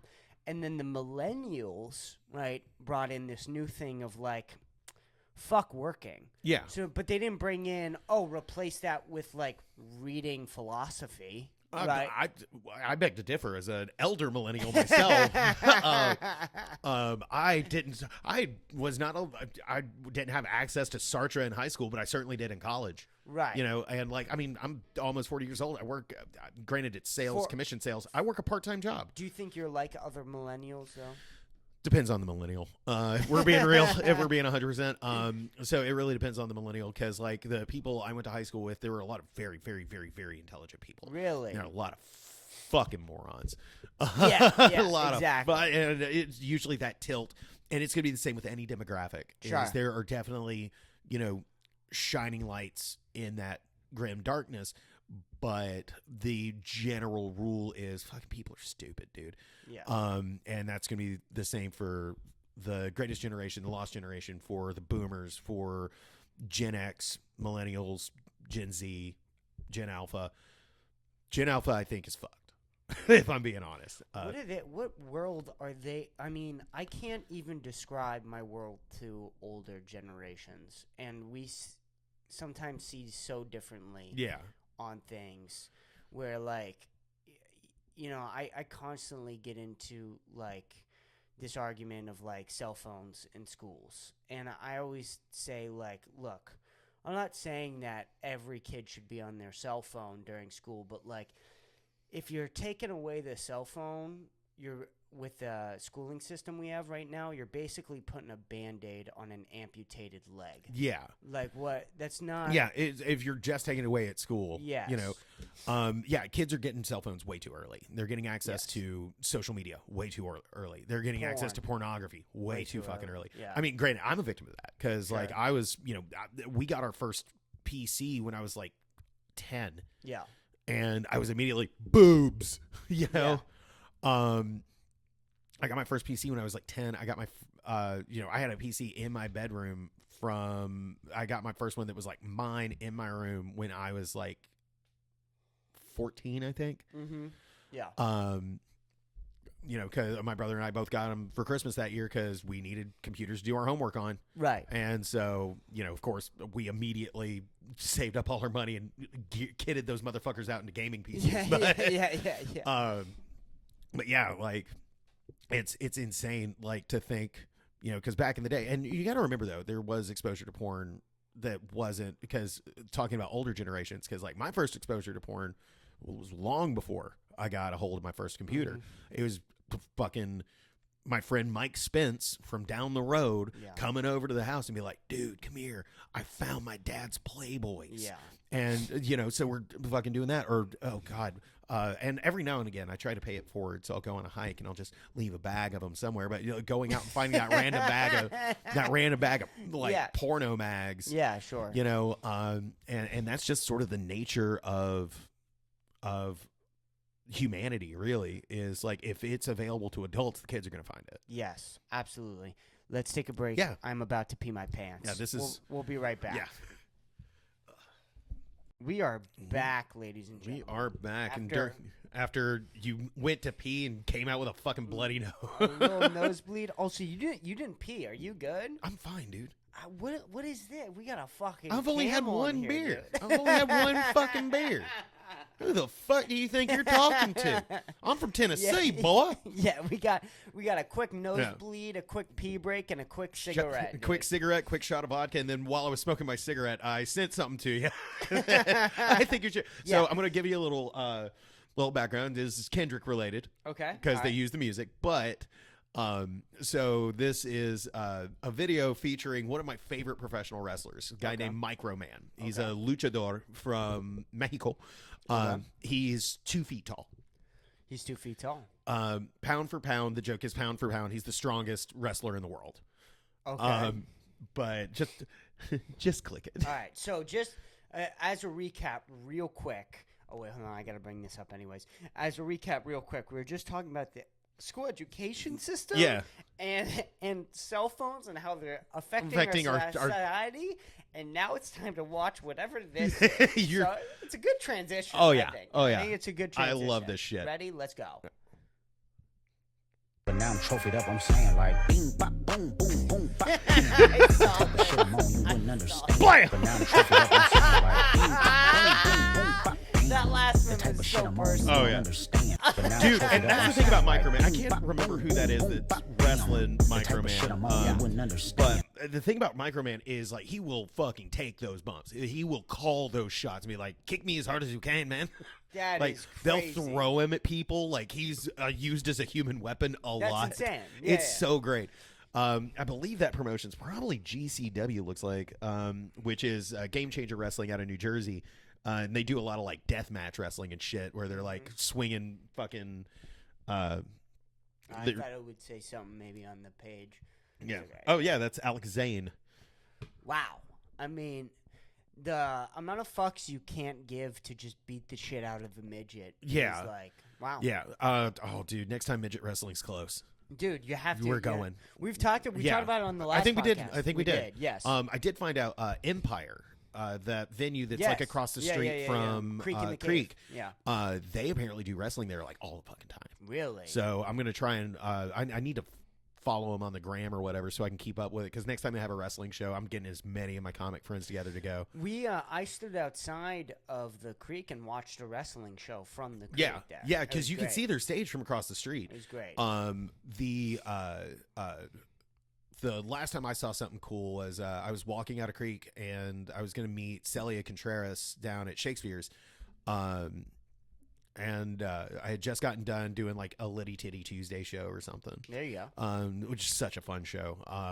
So I had just gotten done doing a Litty Titty, and Celia hits me up. She's like, "Hey, come over to Shakespeare's and have a drink with me."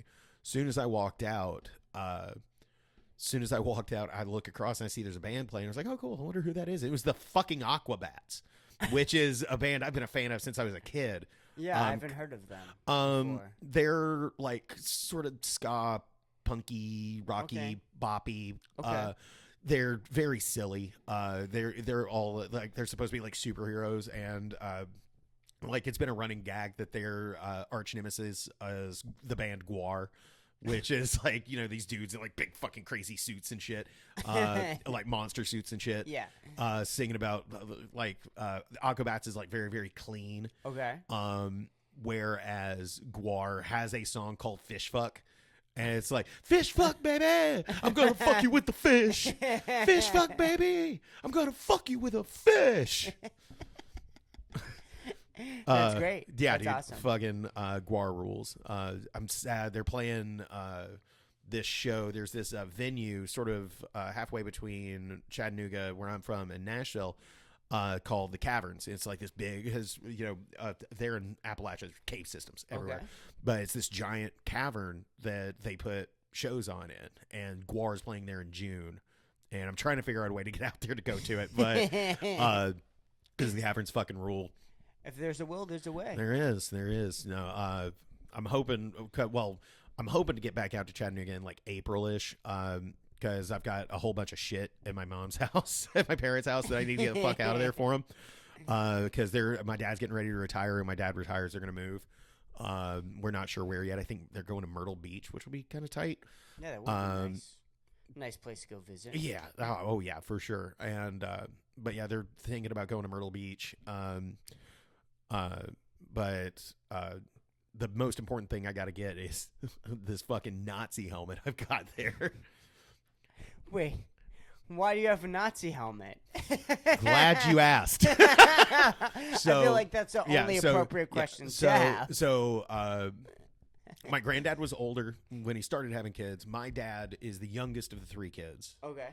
My dad was born in 1959. And then my dad was like mid-20s when my parents had me. So my granddad was in the second wave at Normandy. Oh, stormed the beaches. Yeah, and the story we were always told of how he came into possession of these things, because he had a soldier's rifle, pistol, and helmet. The story we were always told was Daddy Lauren, my granddad, he jumped into a foxhole, and there's a German guy in there, pointed his gun at the German guy. German guy dropped his gun, put his hands up, and that was that. And he captured a German guy. We come to find out, and my granddad passed away in like 2007 or 8. Okay. We come to find out in 2020, one of my cousins was like going through some stuff in my grandmother's attic, and came across a letter that he had written, that my granddad had written to his sister about what happened. So what actually happened is my granddad jumps in this foxhole, and being a smith, he's an idiot, drops his rifle and socks this dude one. Just bop. And then another one, and then another one, and then another one. In this letter, it's the hardest thing. The motherfucking hardest shit I have ever read in my entire life. He said, after I was done, he began to point to my service rifle and point to his head, and I would not oblige him. He passed shortly thereafter. He beat a Nazi to death in a fucking foxhole in France in like 1942. And the Nazi soldier asked for death. And he wouldn't finish him off. He let him just bleed out. My oldest uncle, Doug, he's got the guns, and he's going to give them to his boys. And I've got the helmet. So you have an actual... I have an actual Nazi's helmet, a dead man's hat. I call it a dead man's hat. Which it's, dude, that's why I can't wait to have it here, because like I didn't acquire it until like 2019. Wow. Because my brother had it originally, and he was like, I'm going to give it to you, because I was the only Smith boy that didn't have something from the war. Mm-hmm. Because my granddad did not care for me that much. He called me a faggot when I was 3. Like, this man did not like me. But yeah, I was the only one that didn't have a piece of the war. So my brother was like, "Here, I'll give you the helmet." And so in 2019, I had it. And I was like, I can't display this. Yeah, I can't put this in prominent display. So I would keep it in a closet, and I would like have parties and shit. And then I'd be like, hey, you guys want to see something cool? I just go, and every time I'd go like scampering back to my bedroom, get out, and be like, hey, check this out. I don't think. I mean, I think you could display it. You would just be ready to have some explanation. You know what I mean? I would have to have the letter of what happened. Yeah, Like, you would actually have to have like a description of what happened underneath the helmet. You could do that though. which I think one of my cousins does have that letter, so I'm gonna see if she can get me a copy of it. But yeah, my granddad saw some shit in the war. He had like 2 or 3 Purple Hearts and like 5 Bronze Stars. Holy hell! Yeah, he saw some action. I keep threatening mostly myself because it's going to be a fuckload of work to get it done. I keep telling myself that I'm gonna like put in a FOIA request for some after action reports and shit from the war, see if I can find out exactly what kind of shenanigans my granddad was getting up to in France in the 40s. Because like he told me some, like he barely talked about it. He barely talked about the war, and when he did, it was very quick, very succinct. There were like only 2 stories he would tell regularly, and it was the one about how he got the helmet, the lie, and then he would tell a story about and this was a very short one. He would tell me about how he, like, at one point a mortar hit a tree next to him and almost got him, and that's how he got one of his Purple Hearts, because he did get hit with shrapnel. And then another one, his very good best good friend is what he called him, Roy or Ray or something. They were on patrol or something, and they would take turns holding each other's bag. Yeah. So they would just like carry 2 bags, one of them, let the other one rest a little bit. And apparently a German sniper thought his friend Ray was like running a communications radio or something, and just blew his fucking head off right next to my granddad. And he would just say, and then he would say like, and I don't know if I hit him, but I shot in that direction a bunch of times. He was a bad motherfucker, dude. Holy shit. Yeah. I think my brother also has his DD-214, which lists off some of the crazy shit he got up to. Wow. Yeah, like my granddad fucking had a body count. And he also like spent a little bit of time in because like he was all over the place. He spent some time in Africa, in North Africa, at the campaign there, Russia. The only like, not Russia, France, Germany, Belgium, and then once he came back from the war, and he retired young. He retired early. He retired in like his 50s, I think, because he had run like all kinds of businesses that varying degrees of success. He retired pretty young, just lived off his military pension. And him and my grandma would just go all over the world. They traveled everywhere. So like, and I'm getting all of his old hats too. And he bought a hat in every country he went to. So I have like this cool hat from Turkey, this bitchin' vintage hat from Greece that he got in like the 80s. Wow.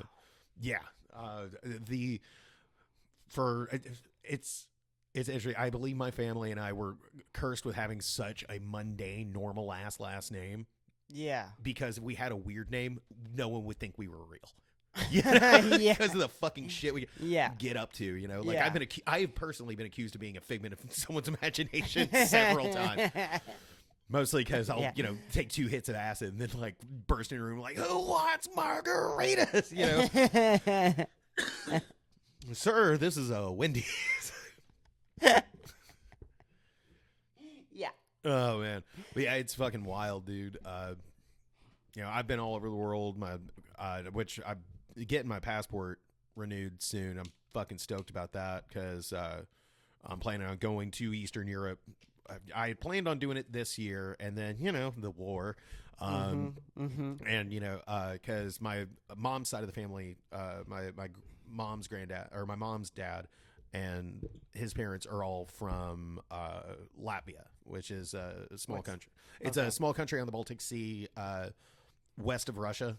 It used to be part of the Soviet Union, and then during the breakup in the 90s, but it was sort of like its own. And that's region. where your granddad's from? That's where my granddad is from. So he's Russian? Kinda. So what happened during the war is the Germans pushed through Eastern Europe into Russia. Yeah. And when they were pushing through into Russia, like at the time, these little smaller countries were still sort of their own thing. Which pushing into Russia is the Soviet Union at the time, yes. At the time, yeah. So they're pushing in on the Soviets, and then when the Soviets pushed the Germans back, they just sort of kept all that land. So that's, how Ukraine, Latvia, Lithuania, Estonia, all Poland, all kind of became part of the Soviet Union. And when they were pushing them back, my family just fled. They got the fuck out of there as swiftly as they could. My great-grandfather refused to learn English. Really? Yeah, so like he barely spoke any English, so I could never really have a conversation with him. But it was pretty cool to like. What language? Latvian. So they have their own language. Yeah, it's its own language. It's funny because like you would expect it to be more akin to Russian, but it's actually more of a Scandinavian language. Okay. Because all of those Baltic states there were more akin to Scandinavia than Russia. Because of being on the Baltic Sea, you're going to get a lot of Finns and a lot of Swedes and a lot of Norwegians. In the 1000s, the 1100s, 1200s, coming over on these long boats with these big swords and raping and pillaging. Yeah. So it's also why in that region you get a lot of blonde-haired, blue-eyed people, because of all the Scandinavians. But the language is very much a Scandinavian language. I've been trying to learn it. It's harder fuck, dude. It is a hard language to Is it a different alphabet? No, it doesn't use like the weird Cyrillic alphabet that Russian uses. It uses the same alphabet that we do. It just has a lot of like umlauts and shit. It has a lot of like accent marks. But yeah, in 91 they became Latvia, and now it looks like they might be the USSR again. Go boy. I feel like, well, number one, you have to feel like your life in comparison is boring. Like no matter. Fuck no, I've led a very strange life, Really? strange and exciting life. But yeah, you're not in France fighting Nazi. No, I'm not in Germany. France fighting Nazis, but and I'm not saying you have a boring life. Yeah. I'm saying like maybe more uneventful, I guess. so is the word I'm my looking life for. is eventful in a different way. I'm very grateful I never had to experience the horrors of war. Yes, because war is horrifying. Yeah, of course. I'm very grateful I've never had to experience that.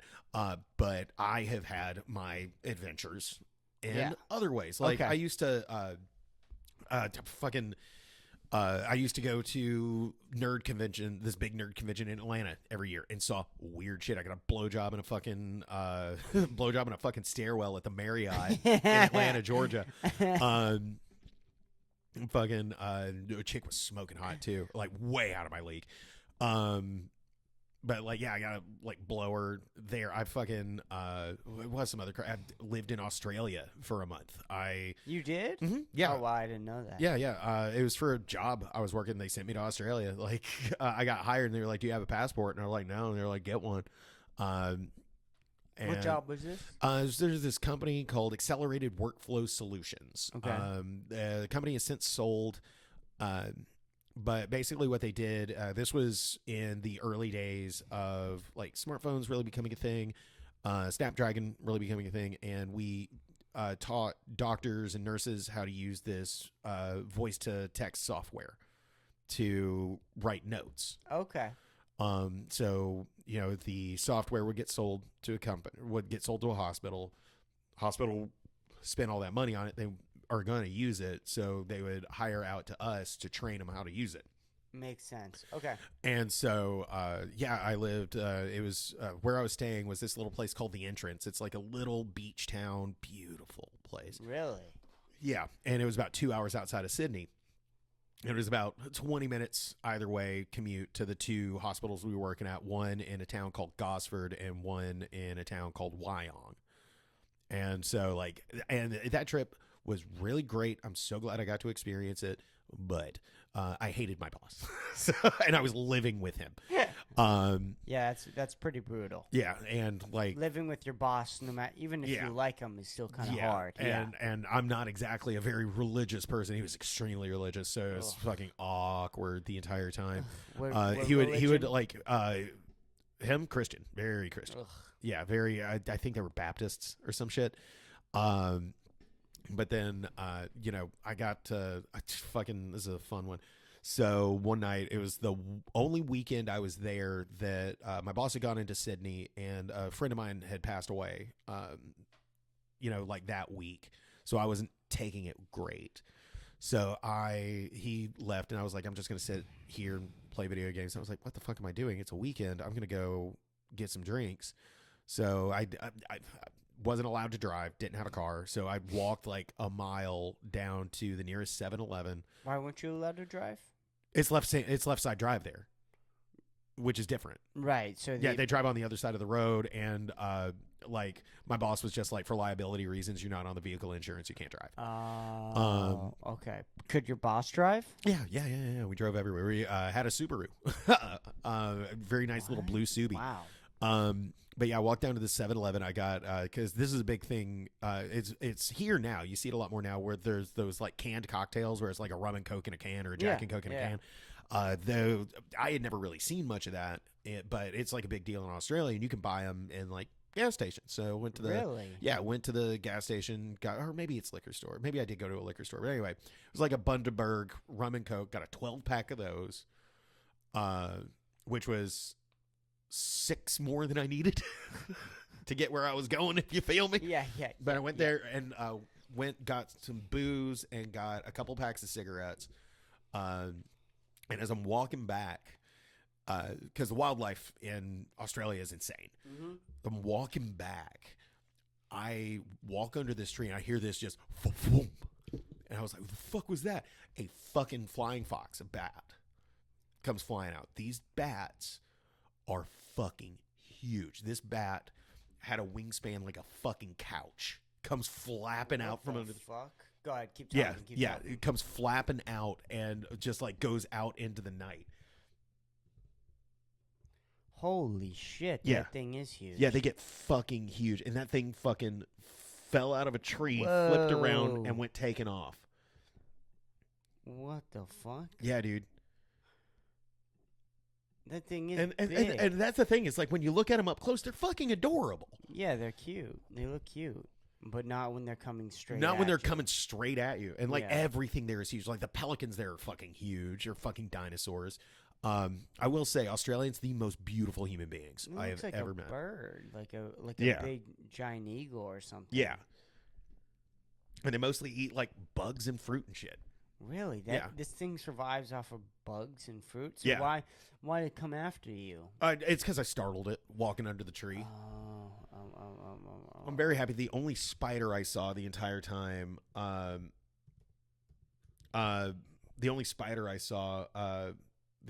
yeah.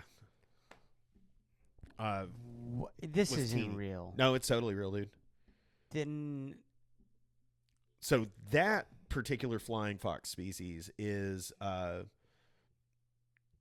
because they have various sizes. Like those big ones, you're going to see more in Southeast Asia, but they, like the ones I was looking at was going to be, that's a giant golden crowned one as well. So yeah, they get fucking huge. What the fuck is going on? Dude, Australia rules. Fucking wombats are bigger than you think So they are this too. thing came after you, dude? No, it didn't come after me. I walked under it and startled it, and it like flew out of the tree, but it was like as close to me as I am to you. Dude, this is like a dog with wings. Yeah, it's like a dog with wings. That's a really good way to describe a it. Big dog, like a fucking. It looks like a husky with a fucking. Yeah. So it literally is like the size of a fox with fucking wings. Yeah. That's crazy, man. And because they're this so guy- big, they this have to have guy- such an insane wingspan, which is why, their wings are, twice as long as their body. And yeah, he's just chomping on a banana there. Did I just ruin your life now that you know these things I exist. can't ever go anywhere with this. That Dude. is crazy, Yeah. man. Holy shit. It was so beautiful though, like because at night I would just sit out on the patio at the little like condo we were staying in. I would just sit out on the balcony and watch these big motherfuckers just floating around over the ocean catching shit. Wow. So they would catch like what, fish? No, it was like catching like bugs and shit. But like big bugs. We're talking Probably. I don't know. Like big bugs. But yeah, because yeah. that thing's the size of a fucking dog. Yeah, and well, that's the thing is they're gonna eat probably fucking 200 of them in a night, or they're gonna go find a fruit tree and eat that. The whole entire the whole tree. But wow. yeah, so I've had, sure I didn't fucking beat a Nazi to death in France, but right. I got stuff happen. I've had a very exciting long life. I used to work with clown strippers from Philadelphia. Yeah. That's awesome. So do your parents? I get like what I'm trying to get at is like your grandfather's life was so crazy nuts. It sounds like just with the war and. I'm assuming he had other things to talk about. Nobody comes back from the war and lives like a boring life in America. No. You gotta get he ran a million different businesses, varying success. Yep, for sure. And I imagine I'm just like kind of assuming that. Yeah.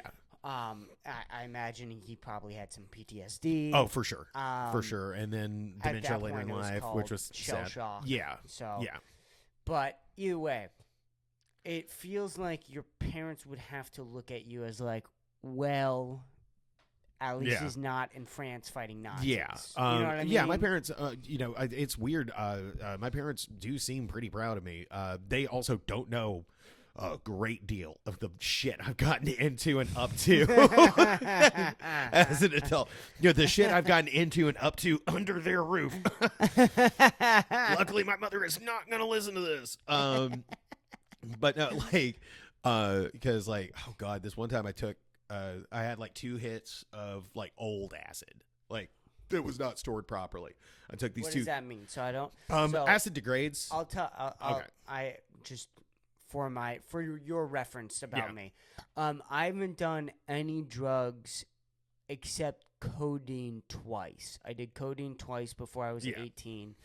I loved it so much it freaked me out. Like I literally had such like an adoring reaction both times I did it. I was like, I can't do You can't do anything. that No, anymore. I Yeah. can't do any of that Yeah, anymore. opioids are like that. Yes. Opioids are very much like And that. so it freaked me So out. you're with all you're drugs. very much a good boy. And also I got addicted to nicotine. Yeah. I'm sort of an alcoholic. Yeah. I am addicted to marijuana. Yeah. I'm cutting down on everything, but just You're not a party. You're not trying to party like that. I'm not trying to party like that. I just have a very addictive personality, and which is great for comedy, great for podcasting.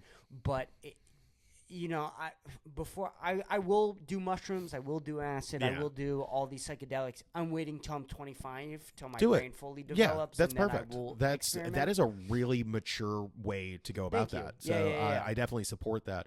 But just for reference, I mean, about acid. I didn't do acid for the first time until I was like 24. I didn't even smoke weed until I was 23. I thought I was allergic. Wow. My mom convinced me when I was very young that I was allergic to everything related to hemp. Wow. Well, how'd she do that? When you're 7 years old, you believe everything your mother tells you. But did she like fake something, or did no? she She said tell that she you was that? allergic, so I was probably allergic. Okay. And my brother was probably allergic, and which I think was because she just knew I'd be a hellraiser if I was left to my own devices. I was like barely allowed to have friends in high school, because my parents knew I had that devil in me. Right. So then, how'd you get started for the first time back? So like, were you freaked out when you smoked or whatever? No, I had a wonderful time. First time I smoked, because I was convinced my whole life I was allergic. Dated a girl who wore a hemp anklet every day. Oh, okay. And never got a breakout on my back, so you know what I'm saying. Never got a breakout on my shoulders. You know what I'm saying. So it was like it was literally my 23rd birthday, and I shared my birthday with a friend of mine from where I was working at the time, and he was having a big shindig at his house, and he smoked. He was more weed than person. And we were both big fans of ska. We were both fans of like Less Than Jake and shit. So we had like a joint birthday party. And I was already kind of like hammered. And I look at Devers and I'm like, Devers, fucking pass me that blunt. He was like, really? I was like, yeah. If I stop breathing, call an ambulance. And I smoked it, and I was fine. I destroyed the snack table shortly thereafter. It was not a fucking thing. I was like high as fuck, just shoveling fucking Cheetos into my face. But yeah, I had a good time. Made it home the next morning, and then was like, oh, fuck, I can smoke weed. And then my girlfriend at the time, she was like, oh, well, fuck, now that we know you can do that, let's buy something and get high. And I was like, fuck yeah, and sort of never looked back. And then definitely, they make the joke, it's not a gateway drug, it is a gateway drug. It kind of was for me, because, like, I tried that, and then I started hanging out with, like, some of the local punks at the college town I was living in, going to school at. And one of them offered me this research chemical, this party drug called 2CB. Yeah. Which I'm a big fan of. It's like all the best parts of acid and ecstasy with like none of the real drawbacks. Although it is the only thing I've ever had a bad trip on. I got to knock on wood on that one. It's the only thing I've had a bad trip on. But I tried that. I was like, this is a party. I'm down for it. And then like, I was making up for lost time. So I was like, oh, fuck it. I'm going to fucking eat a quarter ounce of mushrooms by myself. Yeah. Which I did. I ate that's the largest amount of anything I've ever taken. I ate a quarter ounce of mushrooms all to myself. And we called it, and I had gotten fired that day too. I got fired at my job that day. And so I came home and I was like, called my buddy Austin up, and because I picked up some mushrooms for me and some acid for him. He was going to eat a 5-strip of acid, and I was going to eat, he was going to eat a whole 5-strip, and I was going to eat this quarter ounce. And we were going to see who got higher. And so I was like, Austin, come over to Chris's house. I've got the stuff. I just got fired. Let's party.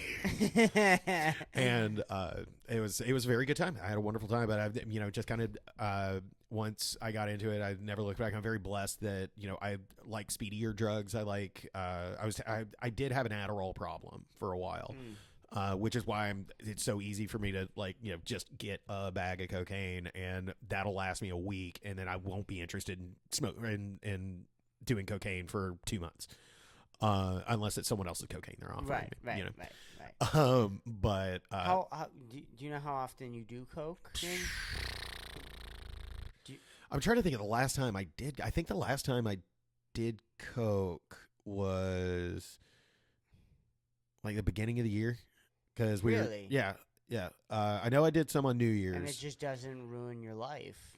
No. Well, I'm able to put it down because I had such a problem with Adderall, and Adderall is so much more potent than cocaine. Right. So never really had a problem with it. Never really had a problem with putting it down when I was like, my nose is stopped up. Also, it doesn't hurt that the shit is wildly expensive. Yeah. And are you worried about fentanyl or it being laced? Do you ever test it? So I mean, I test it when I test can. it. I test when Okay. I can. But like if it's offered to me at a bar or whatever, I'll still do it. Do not be like me, kids. But like it's for me. There's very much a trust thing. Like I'm only gonna buy from a trusted source. Sure. And like the folks I typically buy from are very trustworthy. Now, with that being said, have I taken cocaine from a stranger in the bathroom of Buckshot's back when it was next to the Vulcan? Sure, of course. Yeah. Have I purchased cocaine inside of Shakespeare's in the bathroom because I walked in on 3 guys doing coke? Sure, of course. Did I get immediately robbed by the guys I was buying cocaine from? Absolutely. That was a while. I had a friend in from out of town and walked into the bathroom. These guys are doing coke, and I was like, "Oh shit, what's poppin', boys? I know what you're doing in here." Yeah. And they were like, "Oh man, hello." I was like, "Hey, you got any to sell?" He's like, "Yeah, I'll give it to you for 120." I was like, "Eat my ass, give it to me for 60." And he was like, "Nah, man, nah, 120." I was like, "All right, I'll go somewhere." He's like, okay, 60. I was like, "All right, I can cash app you." So I cash app him, and he won't let me see his phone. He's telling me it didn't go through. I'm like, I'm showing you on my phone. It fucking went through. Yeah. He has his fucking big goon buddy fucking come up and like grab me by the arm. He's like, "There's an ATM down at the pizza spot. Go get that 60 out in cash." And I was like, "You motherfucker!" So it ended up being $120 gram of cocaine. But dude, like, literally marched me down to the ATM, made me get out fucking. He marched you down? Yeah, he like kept his arm on me, kept his hand on my arm, and like led me out of Shakespeare's and into the ATM, and like stood there while I got the cash out. And then I went back in the bathroom, got a fucking gram of cocaine that was shitty cocaine too.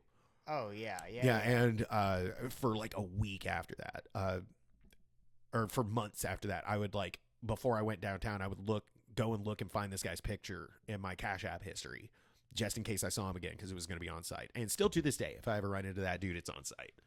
Yeah, I would never have. If somebody grabbed my hand and asked me for money, I would immediately try to break away. Yeah. As soon as we got out of the bathroom, I'd fucking get the fuck. I'd break. Well, that's away the thing, is from I didn't have the cocaine yet, so I wouldn't care about. And I was trying to impress a girl, you know. Yeah, that's true. I carry a knife on me. Yeah. I would have grabbed the knife Yeah. and been like, "You get your fucking hand off of me right now, or I'll stab you in the stomach, faggot." Like, this is crazy. Oh my god, that's crazy. That dude. happened. Yeah. See, isn't that much safer than fucking fighting Nazis in France? Oh yeah. God damn. Well, dude, getting robbed is fucking Yeah, terrifying. that's the only time I've ever been mugged. But it was my fault. I was trying to buy cocaine and Shakespeare's. I should have known better. Here's the thing about getting robbed. You look back on it and you go, usually it is your fault. Yeah.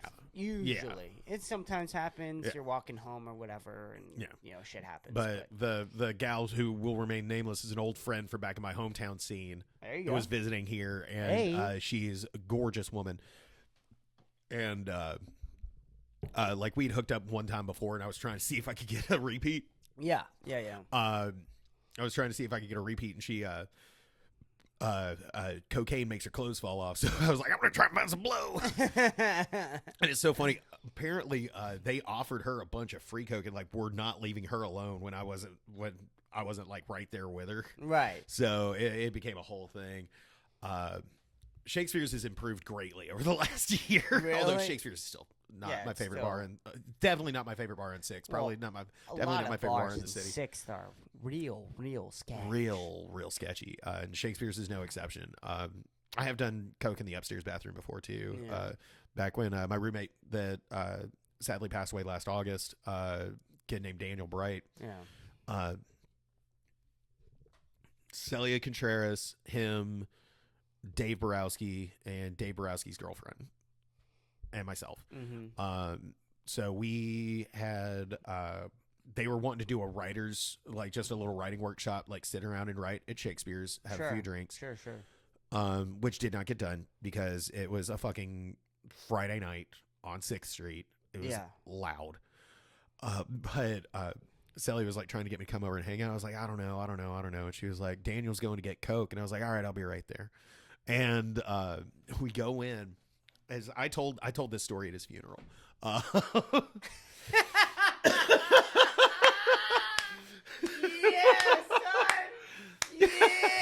son, let's go. I definitely told it. No, it's so funny. Everyone had a coke story about Daniel. Oh, dude, I so hope everybody has a drunk story about me. Oh, which yeah, they certainly do. For sure. Yeah. So anyway, Daniel goes and gets the blow. We're all just hanging out upstairs at Shakespeare's. Daniel comes back. He's got the stuff. And he looks at me and like waggles his eyebrows. He's like, "Are in a bathroom?" And I was like, "Yeah, let's go." So we both sort of like go into the bathroom, and we get in there, and there's someone in there. So Daniel goes into the stall, and I'm just waiting because I don't want to be too fucking obvious about it. Yeah. Finally, other guy leaves. I come in, like knocking on the door. I was like, "Let me the fuck in." He was like, all right. Let's me in. And we do a couple of bumps each. We hear the door open.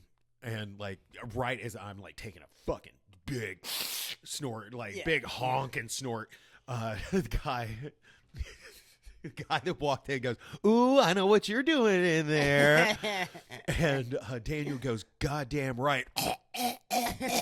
Oh, daddy.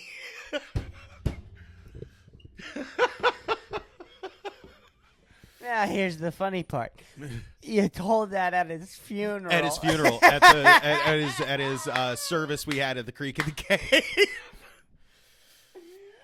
Also, I like, and it was so funny. Everyone had a cocaine story. Like Dave Borowski and I are like very good friends now. Yeah, yeah. I had forgotten that I met him that night until the funeral, until the service at Creek, and which I kind of officiated, which was very sad, but.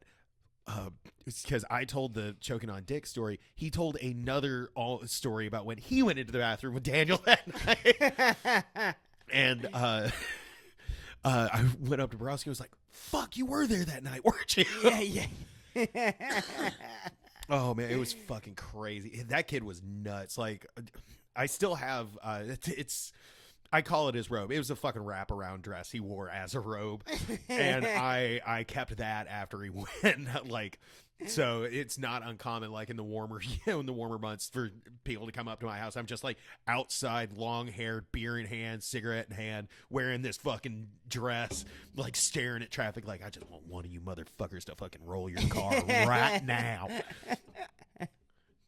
Oh man, you haven't even been to my house yet, have you? No, I gotta have you over, dude. Yeah, you gotta have. Because I live too. on the highway. I do. We're on hiatus right now, but That's okay. until my other roommate dies or moves out.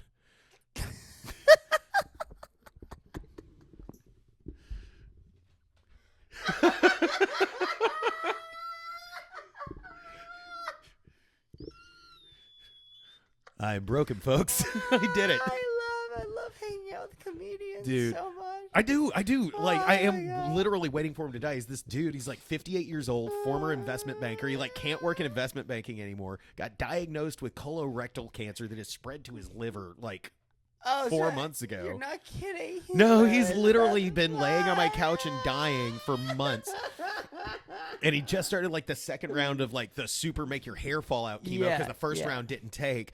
And he looks like he is declining rapidly. Like, me and my landlord have like been in pretty constant communications about like making plans for a post Marco my house. Yeah. But he's this temperamental fucking mewling piece of shit. I hate him with the white hot intensity of the sun. Yeah. And you can't say anything because he's dying of cancer. Oh no, I tell him I hate him every day. Oh. But I also reiterate that what he's going through shouldn't happen to a dog. Like, he doesn't deserve it. I'm usually drunk when I do that. Sure. But so like he has this habit of like throwing tantrums when stuff is going on that isn't going the way he wants it to. Right? Sure. So Christmas Eve, I was with my girlfriend at the time, had her over. I was going to make us dinner. And then another friend came over. We were going to drink some beers, hang out. Because I was in the kitchen working when he wanted to make dinner, he fucking came in and just threw a fucking tantrum on Christmas Eve because he couldn't use the kitchen because I was using the kitchen. Fast forward to New Year's Eve. I throw a rager every year for New Year's Eve. We go nuts. Oh, wow. The goal is every year to do as many drugs as possible. So we'll usually, for a few years, it was always acid and Molly. And for the last few years, because it's a tradition with me and my former roommate, one of my best friends in the world, Ian Sharp, it's been like whatever we can get our hands on. So we had like fuckload of coke. Everyone was on acid. Lots of beer, lots of liquor, big party. Mm-hmm. And I mean, granted, it was 2:00 in the morning, but around 2:00 in the morning, I'm standing outside. I'm tripping my dick off. My buddy Heath Underhill also tripping his dick off. Yeah. Everyone's tripping balls. And apparently, like, he came out into the living room, like, paced around a little bit, and then Ian was like, "Hey, man, are you okay?" And he just ignores Ian, bursts out of the front door, and starts screaming at me that this is going on too long. You're being too loud. I have cancer, for God's sake. And then, like, basically telling us to wrap it up. And I was like, fuck off, dude. And then we moved to the other side of the house and, like, kept partying for a little bit. But the other side of the house smells like cat pee constantly. But yeah, so It sucks that this is what's going to be getting rid of him, but I cannot wait to be rid of him because like we record the Malt Liquor Reviews podcast at my house. Which I don't know that we're coming back for it, or if we do, I don't think John Shovak is going to be continuing on as my producer because he does not seem very interested in doing that. Okay. That's okay. Yeah, that's fine. I think I'm still going to try and bring it back somehow. Okay. Do you need a producer? I might take you up on that. Well, I'm not. I wasn't. Oh, you weren't myself, offering? Well, fuck you. But since you said, do you want to do it? Or yes, I will do it for sure. If you want me to produce your podcast, for sure. I may take you up on that. I will definitely. I may take you up on that for that. But yeah, so we record at the house, and he fucking hates it. He hates it when we do it at the house. Because all he wants to do is sit in the living room and watch fucking Fox News day and night. Yeah, he's a fucking for being late Gen X, late Boomer, early Gen X, whatever. Younger Gen X or younger Boomer, elder Gen X. There we go. Whichever one he is. Yeah. He's very much a Fox News guy, piece of shit, big Trumpy piece of shit. And just a real he's like, soggy. He's like a Trump supporter who doesn't think Trump is funny. Yeah, like, one of those. Well, he never stops to. He'll never let you forget that he graduated from Yale. Yeah, he's a fucking smarmy piece of shit. But yeah, so I'm not going to be attempting at doing anything project wise at the house until either he dies or moves out. Mm-hmm. Fingers crossed it's moves out, man, because I don't want to fucking come home to a fucking dead old dude, you know? Yeah. Because everyone's anus dilates when they die, so I'd be coming home to a booty hole full of cancer shitting on my couch. Yeah, just fucking, what's that cancer drug called? The thing that they put you on. Chemo. Yeah, he's on chemo right now. Smelling. Chemo farts. Ass. Yeah. Oh yeah. Oh dude. Bad. Even before the cancer diagnosis, like this old fuck would fucking burn the fucking bathroom down every time he took a shit. Yeah, dude, it's a fucking whole lifelong of watching Fox News. Yeah. His ass is so tight. It creates diamonds, dude. Yeah. Oh yeah, he is a tight ass. Yeah. But yeah, like I got a text from my landlord Nick the other day. It was just like, yeah, I think you're right. I think after March 1st we're gonna start. I'm gonna start gently trying to relocate Marco. I think you were right. And I was like, I can't say it again. Say you think I'm right one more time. Because fuck him too. But I blacked out on New Year's. Nice. This year, yeah. Nice. Well, it wasn't that great. Oh when no. I came to. Oh yeah, no. Yeah, no. What happened? Do you remember? Oh well, no. Were you informed later? Yes. Oh no. Oh, I got a lot of talks. I had a lot of apologies to give out. It wasn't good. And I can't get blackout drunk around rich white people anymore. You can't. It's just not going to work out. What did you for do? me. Did you call them faggots or something? So, my best friend hosted a New Year's Eve party, and I am flirting with this chick, and we're watching ping pong, and everything's going good. Yeah. And the next thing I remember is I'm outside, and my best friend is screaming at me, threatening me with water and calling me an asshole. Wow. And I turned to my other friend who I'm outside with. Yeah. And I go, dude, you got to tell me what just happened. Why is he mad at me? Like, what did I do? And he goes, you looked at him. You told him to shut the fuck up, cunt, in front of everybody. Wow. And then that he's mad at you for that. And it was bad. And I go, oh, yeah, that's pretty bad. That's pretty fucking bad. Golly. Oh, wow. Oh, dude. Wow. I haven't gotten that fucked in a long time. Yeah. Like, I mean, I'll black out, but I'm lucky. Again, this is the same as like my ability to put down, like party drugs and stuff like that. Is I'm very blessed that like when I black out, I don't turn into that. I'm not yelling at people. I'm not starting shit. Yeah. I'm a hugger. Yeah. I will get fucking shit hammered. I'll be like, you're a fucking Push car, you're Yeah. fucking great, dude.